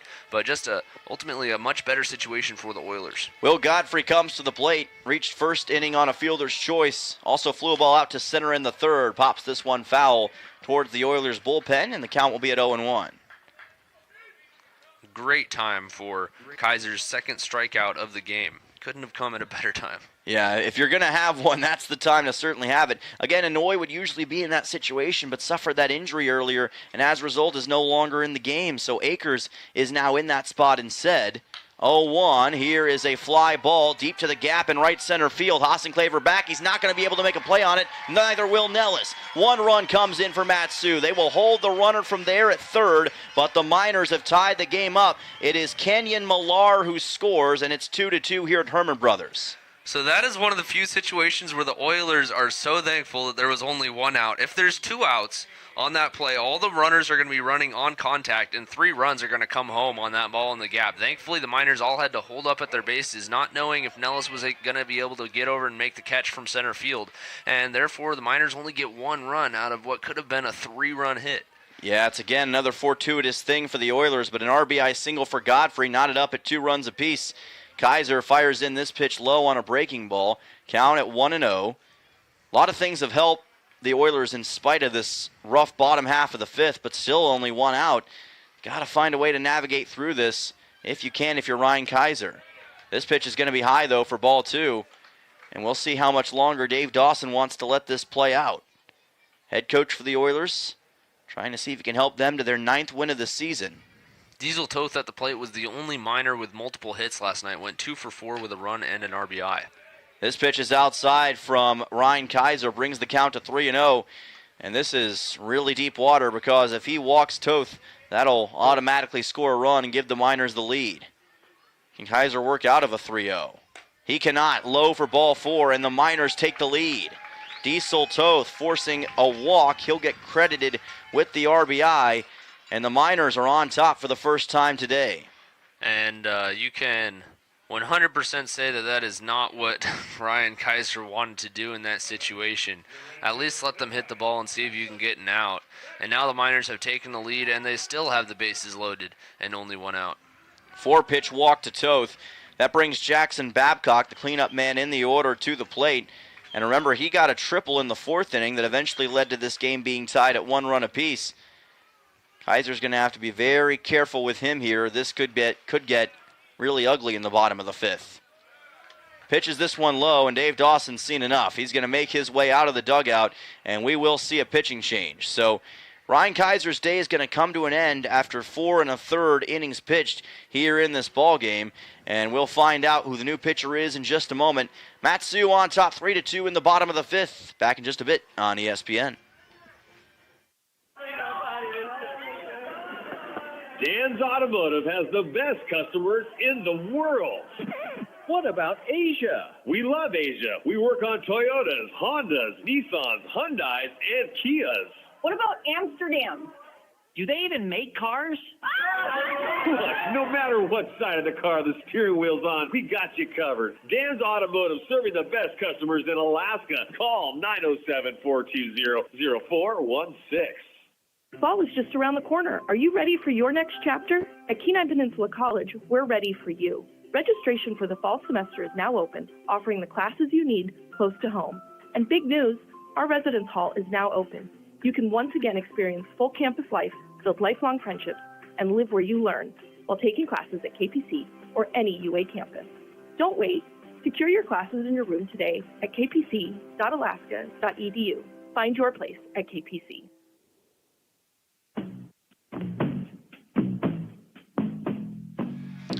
Welcome back here on ESPN and on YouTube. Dylan Simmons, Tucker Blau joining you in the bottom half of the fifth inning. Russ Martin will sub in for Ryan Kaiser, who made it 4 1/3 innings tonight with a total of 2 strikeouts. Has the Oilers in a pretty tough spot here in this bottom half of the fifth inning. The bases are loaded, and the count is 1-0 with 1 out. With Jackson Babcock at the plate, Oilers down 3-2 to Matsu after leading the entire way up until this point. So Russ Martin, his 4th appearance of the season coming up. He has 9 2/3 innings pitched on the year with a 7.45 ERA and 10 Ks. And Tucker, what does Martin have to do in this situation to play damage control against Matsu? Absolutely. With bases loaded and 1 out, you can't allow a deep fly ball. Well, you can, but it's going to score a run. It will get 1 out. So not the worst case scenario. Worst case scenario obviously being a double in the gap or obviously a home run. What you want to do as the pitcher is get a ground ball, preferably up the middle, and get that inning-ending double play, or if not, a strikeout at the plate as well, is those 2 best case scenarios in this situation. Last appeared against the Glacier Pilots on June 24th, had an inning and 2/3 pitched in that game as part of the Oilers' 5-3 win. Also pitched 2 1/3 against the Bucks back on June 17th and an inning and a third against the Pilots on June 12th. So appearance number 4 on the season for Russ Martin, the man out of the University of Arkansas Little Rock. Inherits a bases juice situation and fires a fastball inside on Babcock as the count goes to 1-0 or 2-0. Kaiser's final line, he only issued 2 walks over 4.1 innings, but 5 hits, 3 runs. Only 2 of those earned. Of course, the 2 runners on base both left by him, so that 3-run stat line is yet to be decided. 2-0 coming up here for Martin. Here is a fly ball lifted towards shallow left center field. Cannon wants it, makes the catch, and gets run into. He will throw the ball to home, and the runner will slide in safe. And the Miners increase the lead to 4-2 with 2 outs. That was great awareness by the runner on third base. That was Cash Millar. Normally on a pop out to the shortstop, you're not going to be able to score. But unfortunately, the left fielder, that was Bundy, ranging in to make the grab himself, stepped. Miners. And again, you just need 1 more out if you are Peninsula. Martin watches this one get chopped over his head. Cannon will tag the bag at second base after fielding it and gets the final out. But Matsu still a lot of success in the bottom of the 5th. They put 3 runs on the scoreboard and RBIs for Godfrey Diesel-Toth and Jackson Babcock. Matsu up by 2 runs. We'll see if the Oilers can answer in the top of the 6th in just a moment right here on ESPN. Looking for the toughest trailers and equipment on the Kenai? Head to White Spruce Trailer Sales on K Beach Road, your local dealer for TYM tractors. That's right, they have TYM tractors and implements. Anything from TYM pallet forks, box blades, snow removal, and more. Built to work as hard as you do. From sales to service, they've got the parts you need to keep your equipment running strong all year long. Speaking of service, White Spruce offers a full-service shop with special discounts for commercial companies because supporting local businesses matter. Looking for a solid job with great pay and room to grow? Dam Construction and Roofing is hiring roofers and general laborers across the Kenai Peninsula. They offer competitive pay based on experience, overtime opportunities, paid sick leave, and full-time seasonal work. No experience? No problem. If you're dependable, motivated, and ready to learn, they'll provide the opportunity. Join one of the Kenai Peninsula's fastest-growing roofing companies. Call 907-262-3996 today or visit dambuilt.com. Dam Construction and Roofing, building careers one roof at a time.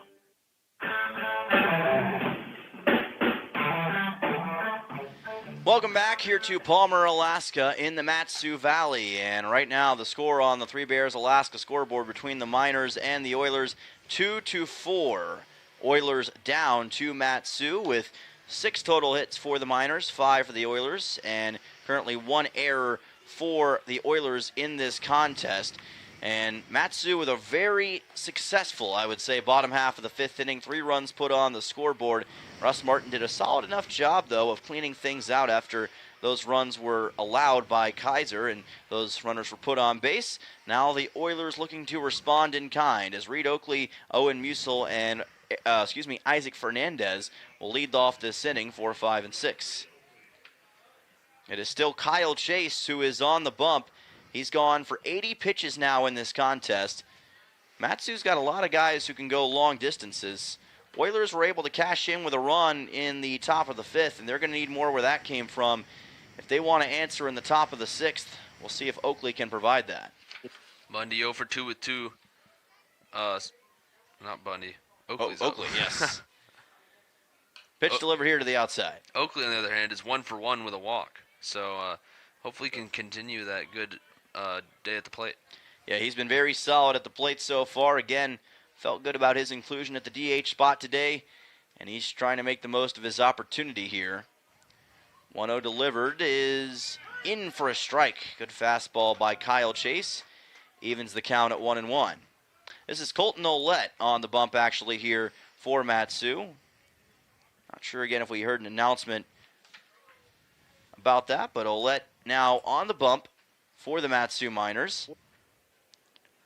And he will put this pitch low, and the count will go to 2-1 on Oakley. As good of a game as last night was, I'd say Ouellette had the most surprising stat line. He pitched a total of 1 pitch last night and recorded 2 outs. He induced a inning-ending double play in his 1 pitch on the mound. So, great day, I guess. Yeah, not too shabby in his limited appearance as this pitch goes high for ball 3. And I think the idea of taking him out that soon was to probably save him for today. But he places this pitch high for ball number 3. And this could be a chance for Oakley to get on base as a leadoff walk for the Oilers and set up this middle part of the order. Ouellette out of Reno, Nevada, and plays for Linfield in Oregon, one of the JUCOs out there in the Pacific Northwest. He's made 4 appearances on the year with 6 total innings pitched.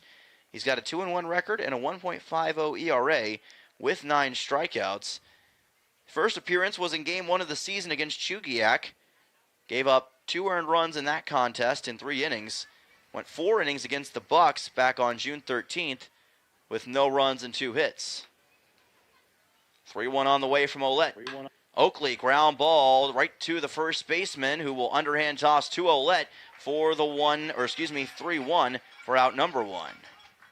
Alex Pearson now at first base gets the job done. Yeah, that was hard off the bat of Oakley, just unfortunately unable to get by the first baseman Pearson, who is right there to make the grab. Good covering the base by Ouellette, who made it over to the bag in time ahead of Oakley. So that will bring Owen Musil to the plate for Peninsula. By the way, Chase ends up going for 5 innings in this game with 6 total strikeouts, or 5 total strikeouts, I should say. Musil got a single his last time up, a very odd single that hopped off the end of the carpet in the infield. This pitch is well inside by Ouellette for ball number 1. Oilers, first time they've trailed today against Matsu. They trailed the entire way yesterday until the top of the 9th and won that game, so nothing that they're not used to. They can definitely take care of this deficit, but got to produce some runs before too long. 1-0 coming up to Musil. Ouellette delivers. Here's a high fly ball toward the right side of the field. Will it be catchable? It will not. It'll end somewhere towards the Miners' bullpen, and the count will go to 1-1. Yeah, good hustle from the Miners' second baseman and right fielder, who both got almost all the way to the fence before that ball went out of play. So, that could be in favor of the Oilers if they're out of breath for the next play. It could help if the Miners' outfielders have already been taxed. We'll see. Musil looking for that second hit and trying to get the Oilers back into this ball game in a big way. 1-1 delivered by Ouellette, and that is low for ball 2. Count moves to 2-1. Musil trying to stay patient at the plate. Had a frustrating day against the Pilots on Wednesday. Ended up going 0 for 5. Came in last night for 1 appearance at the plate. Didn't get much after that. Now trying to make the most of this start tonight. 1-1 from Ouellette, and that is right in the zone for strike 2. Count evens at 2 balls and 2 strikes for Musil.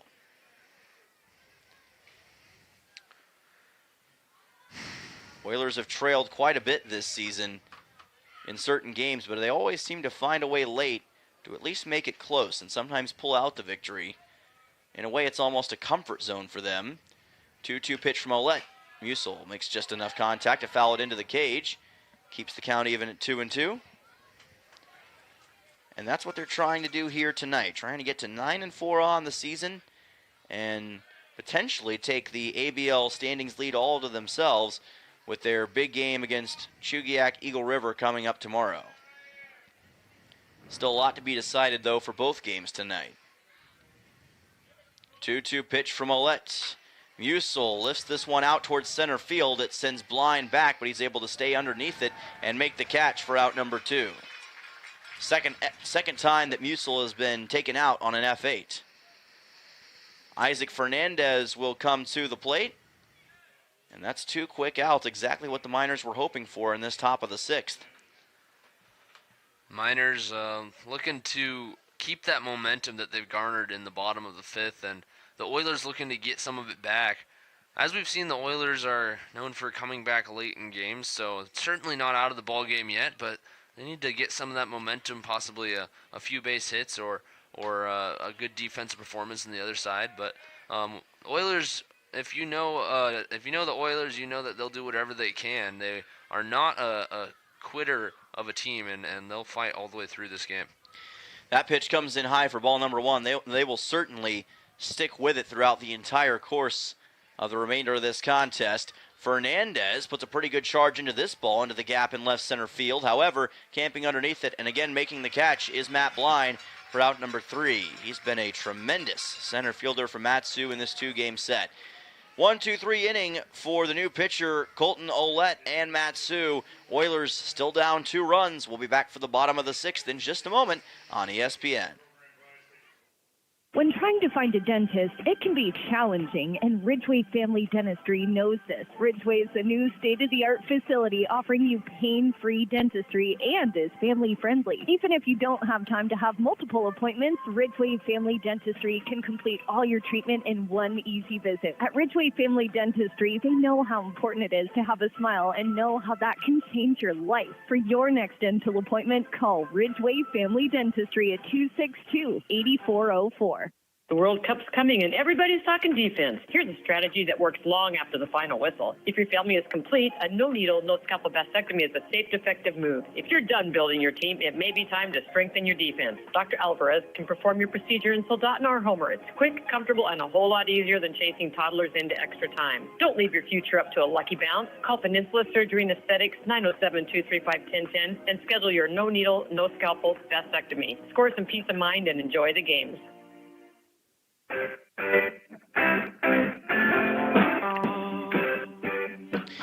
Welcome back. This is Oilers Baseball on ESPN. Dylan Simmons alongside Tucker Blau here on this Friday night.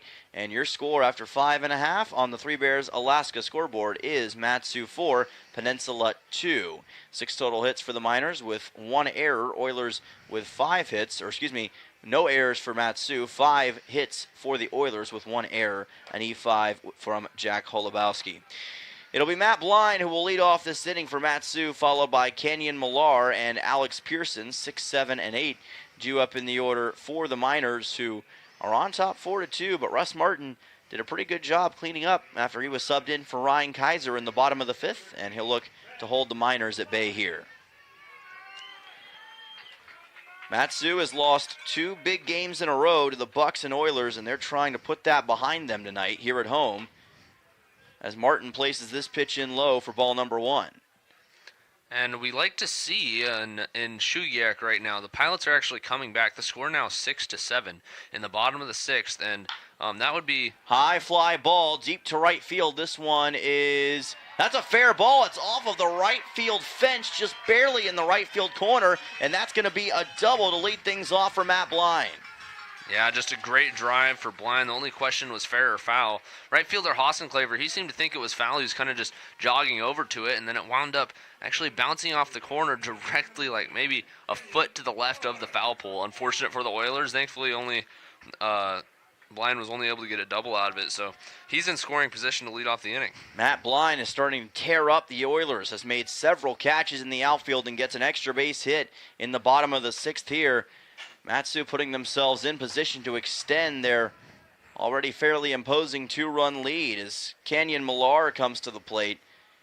Miners on a mission in this middle part of the ball game. Oilers have got to find a way to slow things down and in a hurry.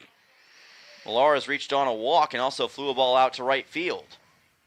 1-0 from Martin goes for a strike. Count goes to 1-1.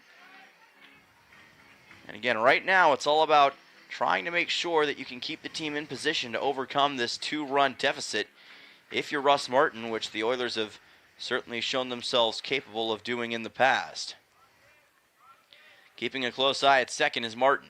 1-1 pitch on the way. This is fouled towards the Miners dugout. Count moved to 1-2. Alex Pearson will be in behind. He reached on an E5 back in the 5th inning. It was a magical 5th inning for the Miners with 3 runs on the scoreboard. Oilers, Russ Martin just trying to do all he can to hold Blind at second base for the remainder of this inning. A 2-run difference is a whole lot different than a 3-run difference. Obviously, both deficits can be erased quickly in the game of baseball, but every run counts. 1-2, swing and a miss, and a big strikeout for Russ Martin here in this bottom half of the 6th inning as he gets Canyon Millar swinging. That is his first K of the game. Huge out for Russ Martin as he retires the first out of the inning, and now you have a lot more chance of getting out of it without Blind scoring from second. Yeah, the biggest thing especially is even if you get that second out, you don't want him to get to third if at all possible. That's what Martin's trying to accomplish here as he blazes a fastball to the inside for ball 1. Even if he does get him to third, however, a runner on third and 2 outs is a whole lot better than a runner on third and 1 out. Absolutely is. And again, it's all about trying to just keep him from scoring at all for Russ Martin. But the Miners with a lot of momentum right now, got to find a way to slow that down in a hurry. High pitch from Martin, count goes to 2-0. Oilers picked up the win yesterday against Mat-Su 6-3. Came from behind and had a 3-run top of the 9th to pretty much put the game away. But facing a 2-run deficit here later in the contest. 2-0 coming up from Martin.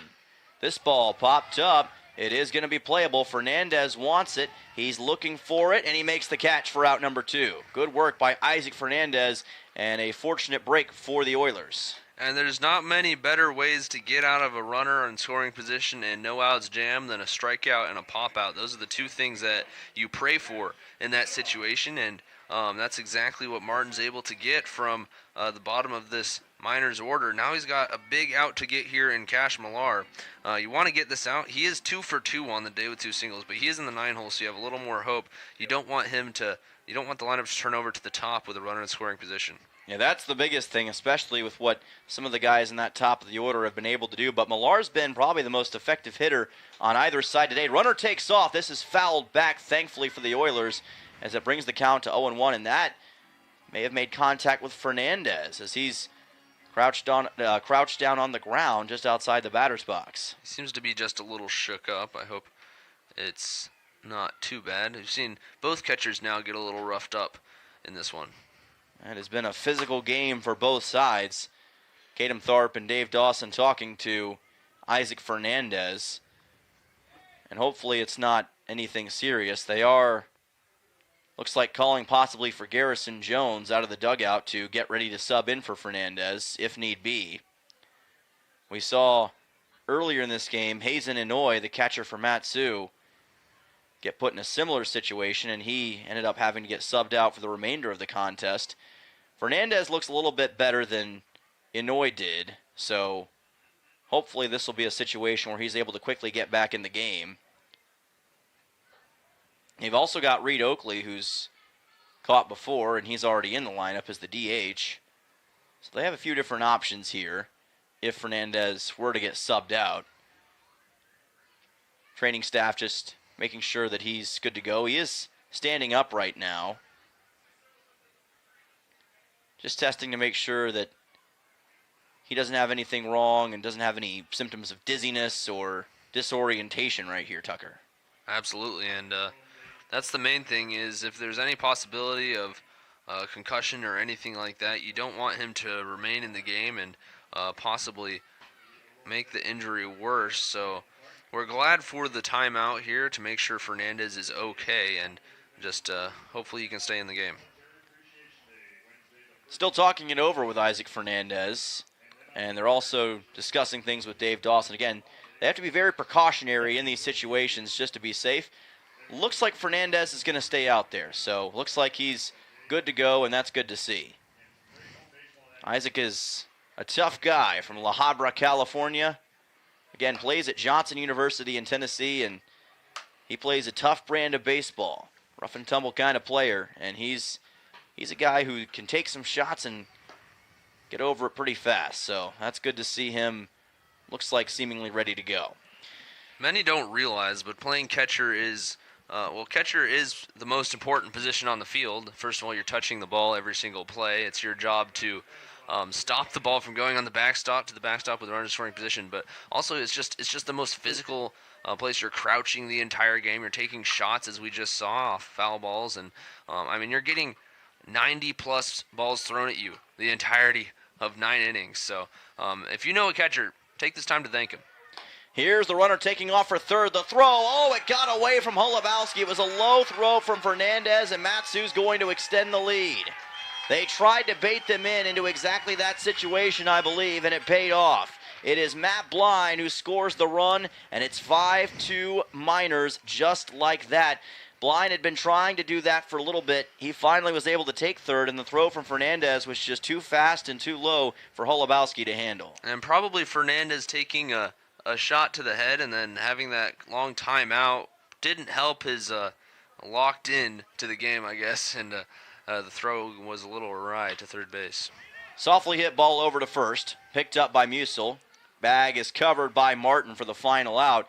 But that is a frustrating finish to the bottom of the sixth for the Oilers as they give up another run to Matsu as Matt Blind comes in on a throw that got away into the outfield from Isaac Fernandez trying to throw out number 13. 5-2 Matsu. We'll be back for the top of the seventh in just a moment here to Palmer on ESPN. When you've been involved in an accident or suffered at the hands of someone else's negligence, we can help you assess whether you need an attorney and whether... Did you say top of the seventh? Yes, top of the seventh. Okay.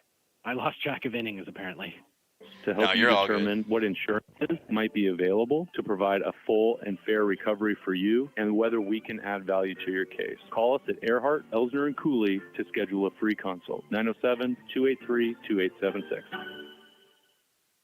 Hello, I'm Marty Hansen, owner and manager of Eyewear Express. Have you ever bought new glasses for your little darling and they're lost or twisted into a figure eight before you even get home or take that first picture? Well, if you got them at Eyewear Express, we'll replace the frame for free. Let me say that again. If they lose or break the frame, we'll replace it for free. So relax and expect the best from Eyewear Express in the Peninsula Center Mall, Soldotna. 260-9199.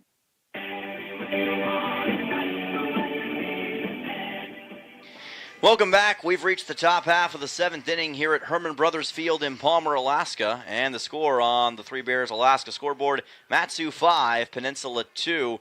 Miners adding another run in the bottom half of the sixth inning on a missed throw by Isaac Fernandez that was trying to get Matt Blind at third base. The throw missed Jack Holubowski.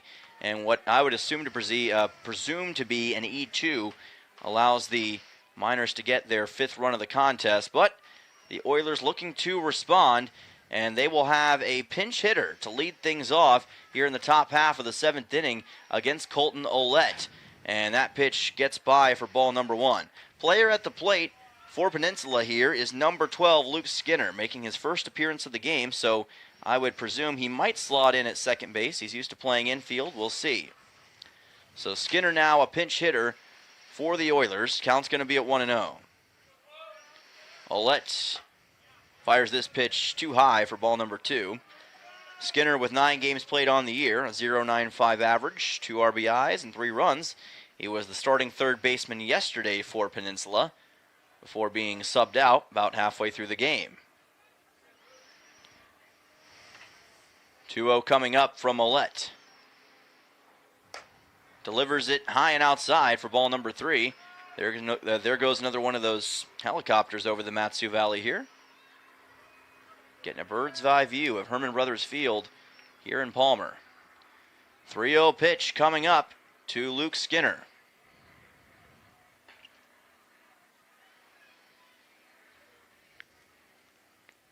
Ouellette taking his time, trying to get a strike delivered, and he does. Looking strike on Skinner that brings the count to 3-1. It's a good pitch from Ouellette, but good take from Skinner as well. 3-0. You definitely no need to swing at a pitch, and now he can swing away as he's still in the hitter's count. 3-1. Skinner pops it up to the left side. That's going to ring the count full at 3-2. So that'll certainly help Colton Ouellette in this situation. Runs have been tougher to come by today for the Oilers for the most part. Again, trying to take a bite out of this Mat-Su lead, but it's now a 3-run advantage. And the chances of coming back diminish with each run the Miners score. Payoff pitch with no outs. Just outside for ball 4, and Luke Skinner, the pinch hitter, forces a leadoff walk here in the top of the 7th. And that's a big thing for the Oilers. Runner aboard at first. That's a great at-bat from Luke Skinner. Able to work the count and work the walk and take a couple strikes in there too. Work Oullette's pitch count up. And now you've got Holubowski, who had a couple extra base hits last night, up at the plate with nobody out and a runner on first base. Holubowski entered today's game with a .227 average, 5 hits and 2 RBIs in 22 total at-bats. Struck out looking his last time up and also is grounded out to third. Can the Oilers do some damage against Ouellette? Not yet. Strike called. Count goes to 0-1. Ouellette doing a really good job so far of being pretty consistent with his pitches. Maybe even more so than Kyle Chase in some respects. Coming out of the bullpen and with about 20 pitches total so far. 0-1 pitch delivered. Another great breaking ball. Curveball for strike 2. Holubowski now is going to have to protect. You do want to hit the ball. You don't want to hit it on the ground up the middle for a possible double play. So you still want to put a good charge into it and hopefully line drive, put it in a gap. 0-2 pitch coming up for Jack Holubowski. Ouellette looking for another strikeout.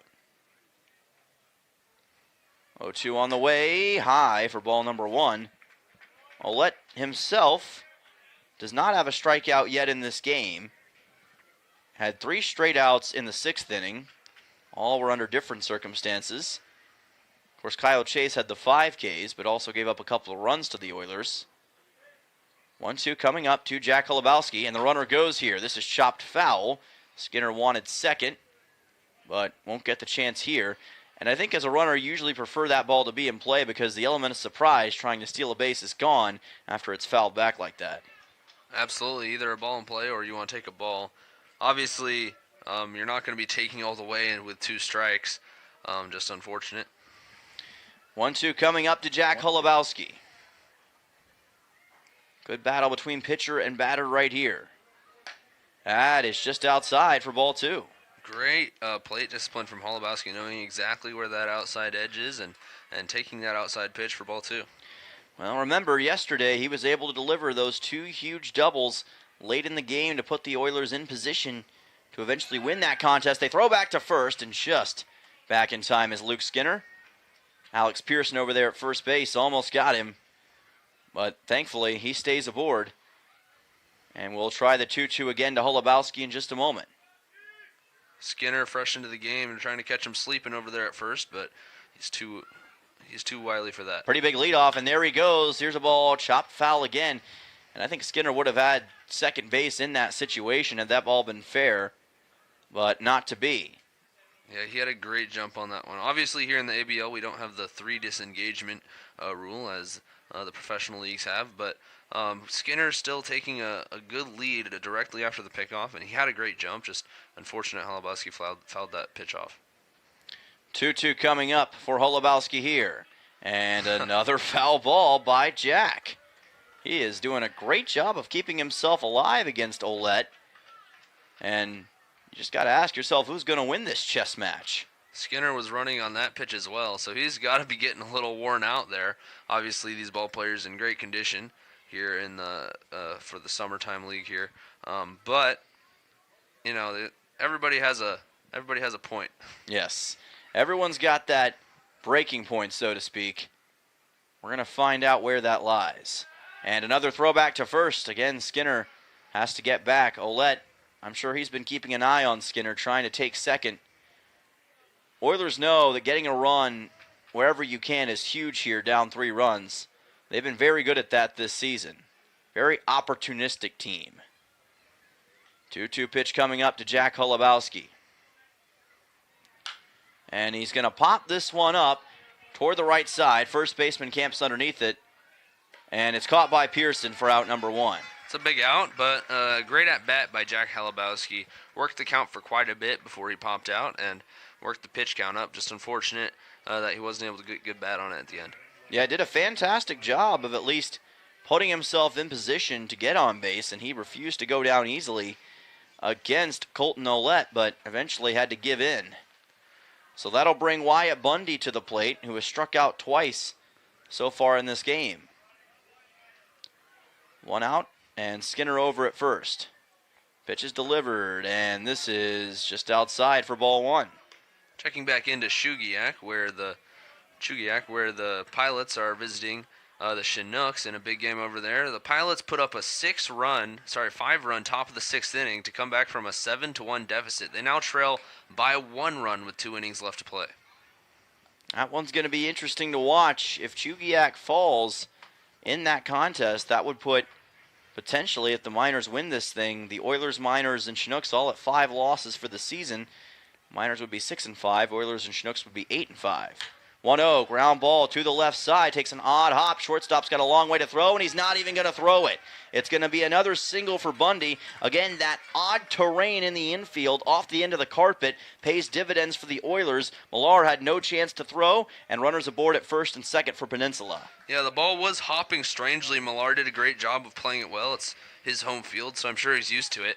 And just the ball was hit too slow and too well in the hole. It almost threaded the needle. The shortstop able to get over to it, but it essentially did the same job. Now runners on first and second with just 1 out. Could be a big inning for the Oilers. The tying run is at the plate, and we're back to the top of the order to Shane Cannon. Already has a single in this game. Got that one back in the top of the 5th inning. What can Colton Ouellette do here? He's going to deliver a looking strike, and the count goes to 0-1. Oilers, we mentioned it earlier in the broadcast. They're a team that typically comes alive late in games. That's what they've hung their hat on so far in this ABL season, and it's where they've made most of their magic this year. That's what they're trying to find here in game number 4 of this road stretch. 0-1 pitch coming up to Cannon from Colton Ouellette. Delivers this one in for a strike, counted 0-2. Couple of great high breaking balls from Ouellette on Shane Cannon here. This does feel like a huge breaking point in this game. With 2 runners on base and 1 out, the Oilers trail by 3. But even just 1 run, definitely 2 runs could start that shift in momentum the Oilers so desperately need. That shift in momentum is what they're searching for here. 0-2 coming up. Delivered. Cannon fouls this one off the end of his bat. Count stays at 0-2. That was just great tracking the ball all the way to the bat from Cannon. You could see his head turn all the way down to where the ball made contact with the bat, just sitting back and able to foul it off and stay alive. Entered today's game with a .316 average and a .545 on-base percentage. 6 hits, 5 total RBIs on the season in 7 games played. He's been a great addition to this Oilers roster. Looking to do some damage on this 0-2. Here's a throwback to second base and just back in the nick of time is Luke Skinner, but he cut that one close. Good effort by the second baseman, Godfrey, to try to tag him out. Yeah, Skinner, he kind of started dancing off towards third, trying to get a huge jump on a stolen base. Unfortunately, the pitcher, Olay, turned around and saw him just in time, and Skinner had to bust his butt back to second base and just able to get underneath the tag. That he did. 0-2 coming up from Olette to Shane Cannon. And a swing and a miss on a monster breaking ball from the pitcher, Colton Olette. That'll be a strikeout for the second out in the top half of the seventh inning, and will bring Brooks Hassenclaver to the plate. First strikeout for Olette in the game. And that's a big one. Now there's 2 outs with 2 runners on. Thankfully, the Oilers' power hitter stepping up to the plate. And, boy, wouldn't a big shot here be something. Brooks Hassenclaver still tied for the most home runs in the league at 2. Home runs, such a rarity in the Alaska Baseball League. Hassenclaver got one in back-to-back days against the Pilots. And this is a home run, or a park that's hard to get home runs in relatively. But if anyone could do it, it would be Brooks, as this pitch is to the outside for ball number 1. It's 322 to left field, as well as right field, and 399 to dead center. So it is a pretty deep ballpark compared to some of the others in the Alaska Baseball League. But Hassenclaver is trying to show that that doesn't matter. 1-0 coming up to Olette with 2 outs. That is low for ball 2. Hassenclaver's already had an incredible day. Reached on a single back in the 4th and then scored a run on a balk. He also got an RBI single in the top of the 5th that gave the Oilers the lead momentarily before Matsu would answer big time in the bottom half of the 5th inning. Hassenclaver tied with Owen Musil and Finn Leach for the most RBIs in the ABL with 10. Can he get the lead in that category all to himself right here? 2-0 is delivered, and a breaking ball is high for ball 3. He may instead extend his lead in another category, which is walks forced this season, of which he has 18. And while that would bring Hassenclaver out of the box, which is not what the Oilers necessarily want, that would load the bases for Mark Nellis, who's having, who had a terrific day yesterday. He hasn't picked up a hit yet tonight, but if he's 3 for 4 yesterday, 0 for 2 today, I guess that means he's due. I would say that he is due, considering what we saw yesterday. Of course, we know just how good Mark is in most situations. He and Brooks both have been great additions to this team so far. But Hassenclaver looking to see if he can bring in Cannon and possibly Bundy. And that is going to be a strike as the count goes to 3-1. Or excuse me, Skinner and Bundy, I should say. Skinner is at second, Bundy at first. Oilers down 5-2. Hassenclaver with a hitter's count at 3-1. Lefty batter versus righty pitcher. Delivered. Hassenclaver fouls it off the cage. Count runs full. Good work by Olette to bring this to a 3-2. Hassenclaver in the 3-1 count knew he was going to get a pitch to hit, most likely. Sure enough, he did. Unfortunately, just a little bit underneath it. And now that brings it to 2 strikes, and this pitch could possibly be the make or break pitch of the ballgame. 3-2 coming up for Brooks Hassenclaver. Runners at first and second and 2 outs. This could be maybe the biggest moment for the Oilers here in this ballgame thus far. Top half of the 7th inning. Olette on the bump. What can Hassenclaver do? He's going to call time first to collect his thoughts and make sure he's ready for whatever Olette decides to bring. Soon to be at Central Arkansas is Hassenclaver. He'll be a great addition, but right now he's trying to go all in with the Oilers and bring in a couple runs. Payoff pitch. Swing and a miss for Hassenclaver. A high fastball from Colton Olette does the trick, and he gets 2 straight strikeouts to end the top half of the 7th inning on Cannon and Hassenclaver, 2 of the best batters in the order. It's stretch time here in the Matsu, and it's 5-2 with the Miners on top of the Oilers. We'll be back in just a moment here on ESPN to see if the Oilers can keep Matsu at bay. Hi, this is Justin Ruffridge. There's nothing like a small town. It's real community. And that's one of the reasons I'm raising my family here. It's also why I own and operate Soldotna Professional Pharmacy, because I believe a small-town pharmacy is where people get the best care. Our customers aren't just customers, you're our friends and neighbors. Stop by at 299 North Binkley in Soldotna for hometown-friendly service. I'm Justin Ruffridge, and I'm here to serve you.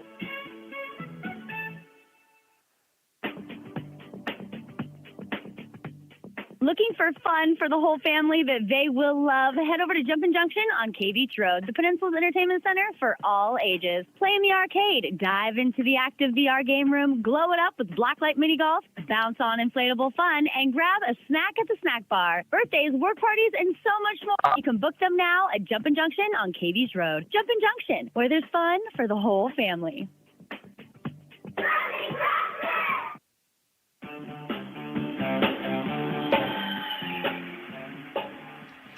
Welcome back. We've reached the bottom half of the 7th inning between your Peninsula Oilers and the Mat-Su Miners here on ESPN. It is a 5-2 Mat-Su lead on the Three Bears Alaska scoreboard. And by the way, with the top of the batting order coming up here for the Miners, we want to remind you that the top of the batting order is brought to you by State Farm agent Christy Babcock. Auto insurance, homeowners, life insurance, and investing opportunities. With locations in Kenai and Soldotna, call today at 907-283-7116 for Kenai and 907-262-4440 for Soldotna. Like a good neighbor, Christy and her team are there for you. New pitcher on the mound for the Oilers is Jake Thornish, making his first appearance of this road stretch. He'll come in for Russ Martin, who finishes with 2 2/3 innings pitched and 1 strikeout against the Miners here this evening. And Thornish will be trying to find his way to keeping this at a 3-run game. Easier said than done. Miners have been really impressive on offense as of late, as we'll see Tyler Akers lead off in the order, followed by Will Godfrey and Diesel Toth. First pitch by Thornish is going to miss for ball 1. Jake Thornish out of Lansing, Kansas, and Metropolitan Community College. 3 games played so far this season. His longest appearance was an inning back against the Anchorage Glacier Pilots on June 14th. Got 1 strikeout in that game. So he's appeared mostly for short bursts, and that may be the idea here. Try to get him through this inning and get us to the 8th. Hopefully with the score still at 5-2, but he delivers another ball, and the count goes to 3-0. Tyler Akers has yet to get a hit since coming in for Hazen Inouye, but he might get on base if Thornish can't correct this, and he delivers that well to the outside for ball 4. Leadoff walk for Mat-Su.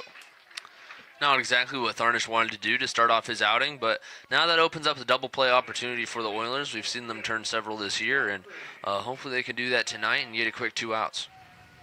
Will Godfrey will come to the plate, reached on an RBI single in the 5th.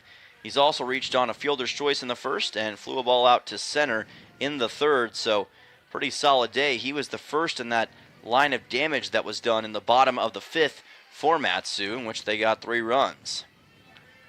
4 unanswered runs for the Miners since the Oilers were on top 2-1 in the middle part of the game. And Thornish again to the outside for his 5th straight ball. Count goes to 1-0. Thornish trying to work it back to attack the strike zone against Mat-Su, but having some trouble finding it, it seems. Runner goes here. This is a ground ball right through the left side for a base hit. Cannon was keeping an eye on the runner trying to steal second base in Tyler Akers. And here's the throw from left field, and safe at third is Akers as the ball rolled all the way into left, and Bundy didn't get the throw off in time, and runners at the corners for the Miners. That was a beautiful hit and run with the lefty hitter at the plate. The shortstop is covering second base on a stolen base. So as soon as Akers takes off for second, shortstop Cannon heads over to second to cover, and then the opposite field grounder off the bat of Godfrey went right through where Cannon, the space that Cannon had just been occupying, and ends up in left field. Unfortunately, left fielder Bundy bobbled the grounder, and that allowed just enough time for Akers to advance from second to third, and now the Miners have runners on the corners with nobody out. Diesel Toth will come to the plate. As the runner takes off from first, Fernandez throws, and the runner ran into the ball, and it goes all the way into center field. That's going to allow a run to come in for Matsu. And that's just unfortunate for the Oilers. The throw was on dot, and Cannon was there. Sorry, not Cannon. Lopez was there to cover the throw. The ball caromed off of the runner Godfrey into shallow right field and allowed Akers to score from third. Skinner now at second base for the Oilers tried to make that play, but Godfrey got there in time, and because the ball met Godfrey right when Skinner was trying to apply the tag, it resulted in the ball coming out, and Akers was able to score. 6-2 now, Miners on top. This ball is popped up on the right side. Skinner wants it, and the second baseman will make the catch for out number 1. That will retire Diesel Toth, one away in the bottom half of the 7th inning. Although the damage has already been done, that's a big out with a runner in scoring position and nobody out to hold this game at 4 runs. Oilers, obviously not an ideal position to be in, but they have come back from similar deficits before late in contests. Had a heck of a comeback against the Anchorage Bucks that almost won them that first game of that series that went to 10 innings. They're going to need similar magic here, but you don't want to be down this many runs to a team that's this good overall when it comes to pitching. Runner takes off again. Fernandez throws to third, and this time they're going to get the runner. Fernandez was ready for it. They had been trying that, and finally they caught him. The throw was definitely there ahead of time. Godfrey thought he got in underneath the tag, but from our angle and apparently the field umpire's angle, he looked out. Good work by Jack Kolobowski to apply that tag as well. Tremendous throw by Fernandez. That's a big second out. It also clears the bases. So Babcock, after that pitch missed wide, will have the count at 1-0. I think the Miners sensed that maybe the Oilers were struggling with throwing runners out on the base path and were trying to exploit that, but backfired on them there. This pitch is in for a strike. Count goes to 1-1. Just caught that inside edge. Great pitch from Tharnish. Yeah, Jake Tharnish trying to have a pretty solid inning, even though the run's been given up. Not really entirely his fault. Just a few different circumstances with the infield that put them in a bad spot. Scoreboard lists 2 official errors right now. I believe that is correct. We'll check on that later, as the count will be at 2-1 here. It's been kind of the inverse of last night. The Miners had several errors late in that game that cost them. Oilers with a few late in this game that are putting them in a rougher spot. 3-1 pitch coming up here to Babcock. So that run is unearned because Godfrey advanced to third on that error by the left fielder. 3-1 pitch from Tharnish. Outside for ball 4. So Babcock will make it on to first with a base on balls with 2 outs. Second walk issued by Tharnish in this appearance so far. Declan Spooner will come to the plate. Grounded out last time. He's also delivered an RBI on a ground out in the 4th inning. Popped the ball up to second in the 3rd. Runner at first for Matsu. Bottom half of the 7th inning. 6 hits for the Oilers and 8 for Matsu thus far. And this will be a foul ball off of Spooner himself. Count will be at 0-1. Deep water for the Oilers here tonight. But still some baseball to be played. They're going to have at least 6 outs to work with between the top of the 8th and 9th innings, and maybe the offense can get some magic going. 0-1 delivered by Tharnish. This is chopped to the right side. It got past the first baseman, picked up by Skinner, who throws to Tharnish, who covers first for out number 3. Great play by the defense that time to account for the ball being missed by Musil, and that will be a 4-3 to get the final out of the 7th. Miners add another run to the scoreboard. They're on top now 6-2 in this contest. Oilers trying to make their way back in the top half of the 8th. We'll be back in just a moment here on ESPN. Don't go anywhere. Who would you call if your vehicle broke down? If you just had an accident or just spun off into the ditch? You might be able to think right now, but in the moment, it might be hard. So here's what I want you to do. I want you to add this name and number to your phone in case of emergency. Okay, are you ready? It's Genwar. That's Jenwar, Towing and Recovery, 394-6068. That number again is 394-6068. Available 24 hours a day. Genwar Towing and Recovery. Make sure it's in your phone. Let's go fishing. Let's go see Alaska. Whatever your adventure is, Three Bears Alaska is here to help your adventure. They're a one-stop shop with easy to get in and out fuel pumps. Great for RVs, boats, campers, recreational trailers, work trailers, pretty much anything. And with locations in Cooper Landing, Sterling, Kenai, and the Nilchik, you're on your way. Three Bears also has groceries for your adventure, fishing and camping gear, a liquor store, ice and fishing licenses as well. For your next adventure, stop by Three Bears Alaska.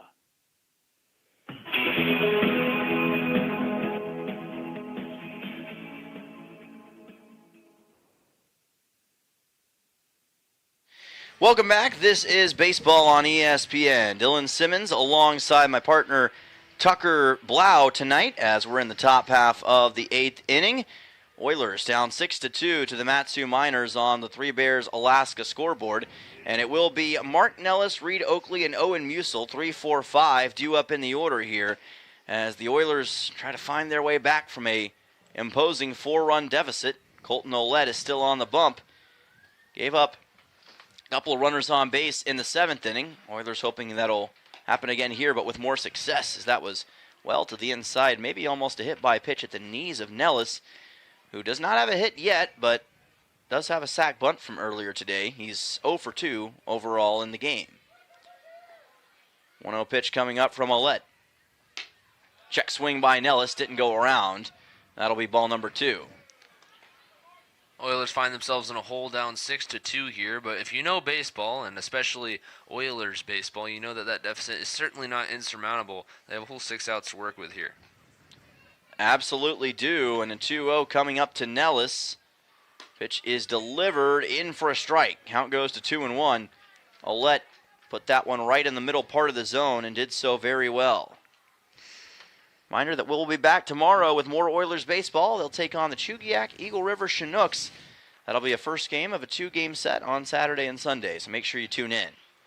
2-1. That's delivered for a fastball strike. Count at 2-2. Another good pitch by Ouellette, who just continues to be incredibly solid out of the pen. 2-2 coming up for the man from Toronto, Ontario, Canada, Mark Nellis. Pitch delivered by Ouellette. That is going to be called for a ball. They say that Nellis didn't go around. It was a check swing, but didn't fully engage in swinging. So the count goes to 3-2. Nellis doing a good job of working the count here. Ouellette now up to 39 pitches, which is a lot for a reliever, so hopefully they can get them to wear out a little bit here in the latter innings. Payoff pitch to Nellis, swing and a miss. Ouellette with another brilliant fastball, and he gets the first out in the top of the 8th. That is his 3rd straight strikeout dating back to the 7th. He has turned on the Jets as of late against the Oilers. Not just 3 straight strikeouts, but 3 strikeouts against 3 of the Oilers' best hitters in Cannon, Austin Claver, and Mark Nellis. So really impressive stretch here from Ouellette. That it certainly is. Those are not easy guys to strike out, but he just has something that the Oilers, at least as of late, can't seem to figure out. Reed Oakley is 1 for 2 today with a walk.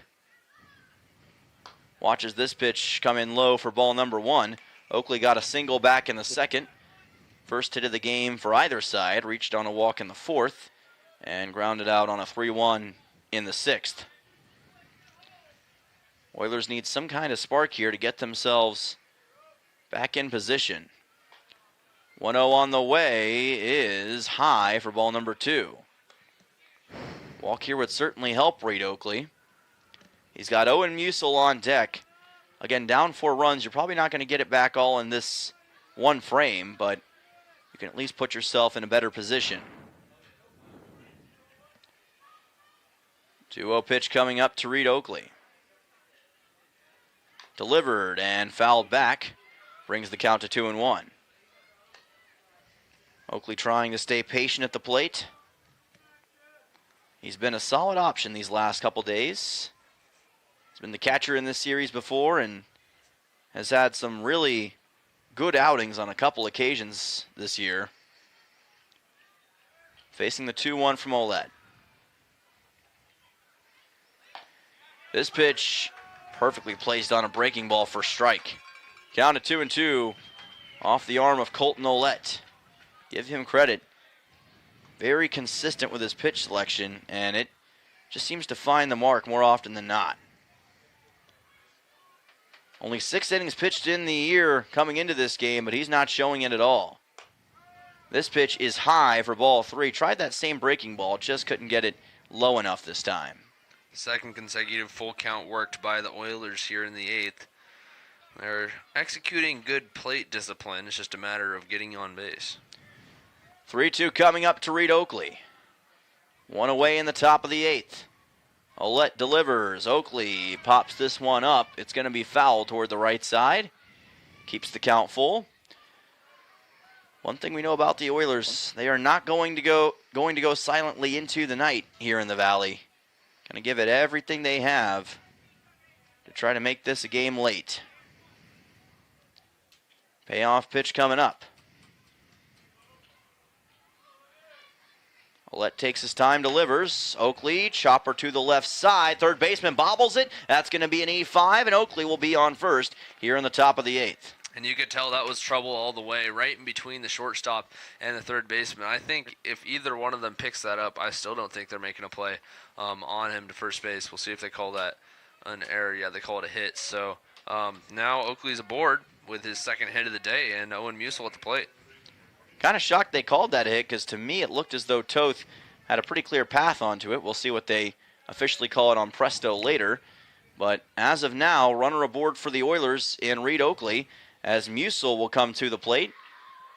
Sure enough, on Presto, they have it as an error by the third baseman, Toth. So now there's a runner on first via error. That's an unearned run, or unearned runner. Check swing from Musil here. They're going to call that a strike. Count goes to 0-1 on that inside fastball. And that's what I would have presumed in this situation. Almost looked like Toth and Millar ran into each other. And it's maybe that kind of discombobulated Toth for a moment and allowed for Oakley to reach first. Musil pops this one up on the right side. It is going to be toward the Miners bullpen and moves the count to 0-2. Owen Musil trying to get his second hit of the game. Didn't start yesterday for the Oilers, working as the first baseman in this one. He's got Reed Oakley at first.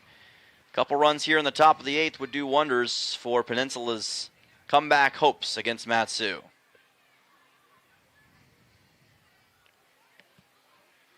Musil taking his time warming up. We'll see how Ouellette responds with an 0-2 count. Low, that's in the dirt. Oakley wanted to take off, but good work by the catcher Spooner to keep it in front of him. Count will go to 1-2.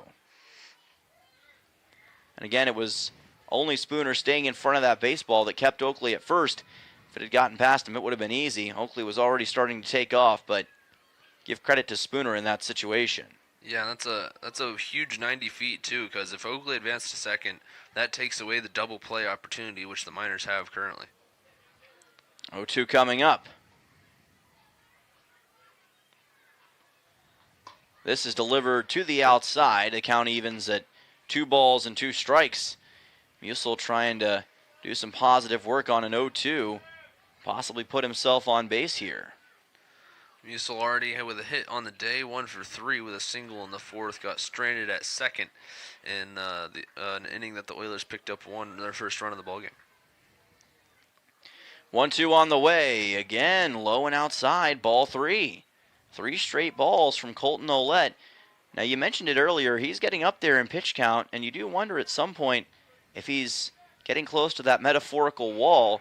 Has not gone this deep into an appearance all season, and he may be starting to feel the effects of that. He's now over 50 pitches at 52. Payoff pitch coming up to Musil.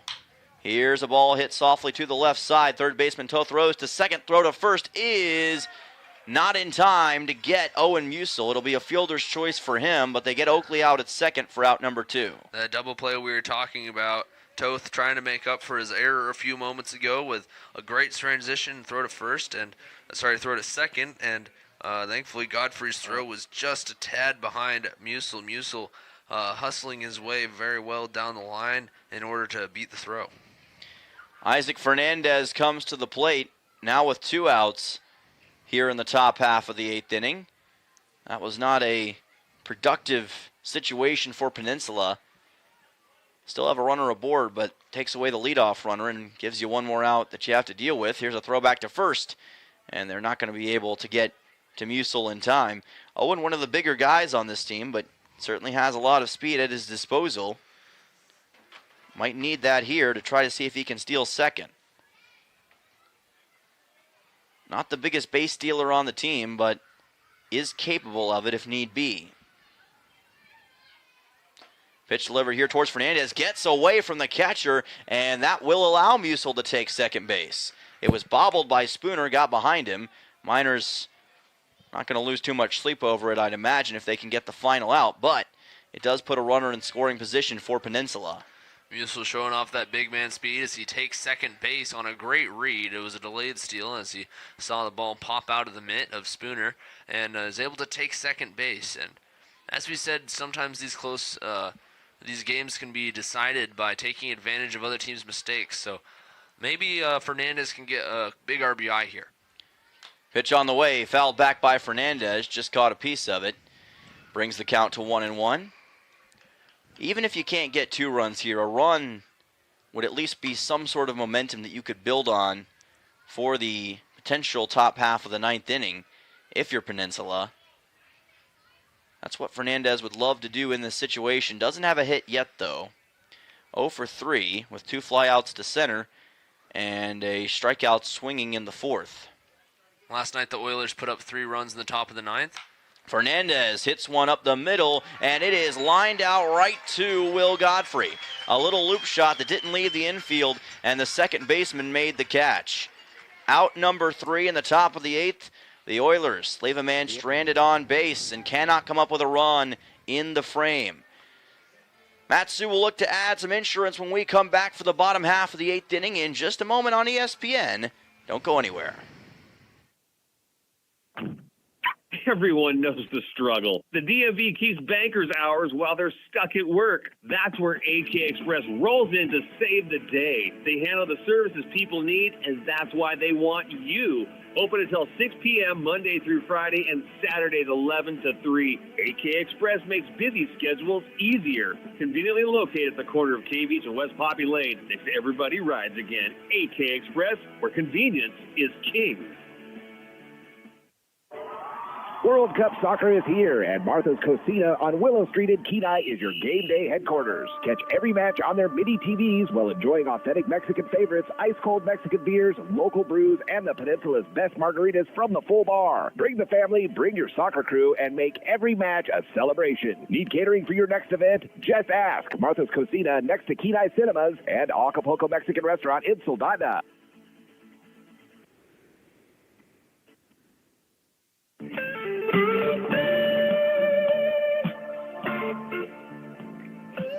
Welcome back here on ESPN. Dylan Simmons and Tucker Blau joining you for the bottom half of the 8th inning.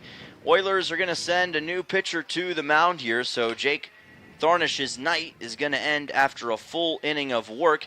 It'll be the 4th pitcher of the game for the Oilers, and it looks like it's going to be Gabe Smith who's going to take the mound here for Peninsula.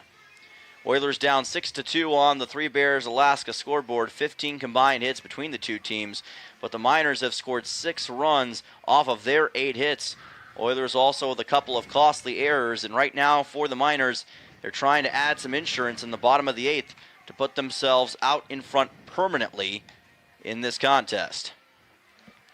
Gabe Smith, a local kid for the Peninsula Oilers from Kenai. In fact, he was a senior my junior year. I was playing for Soldotna, and he was a good pitcher. I think I may have gotten 1 hit off of him, and I was very proud of that. Yeah, he's a local legend, certainly in Alaska, is Gabe, and he's going to be doing his best to try to keep the Matsu Miners at bay. From Kenai and playing for Anoka Ramsey Community College right now. Delivers a strike here, and the count goes to 0-1. Got a nice ovation from some of the Oilers fans who made their way out here to Palmer.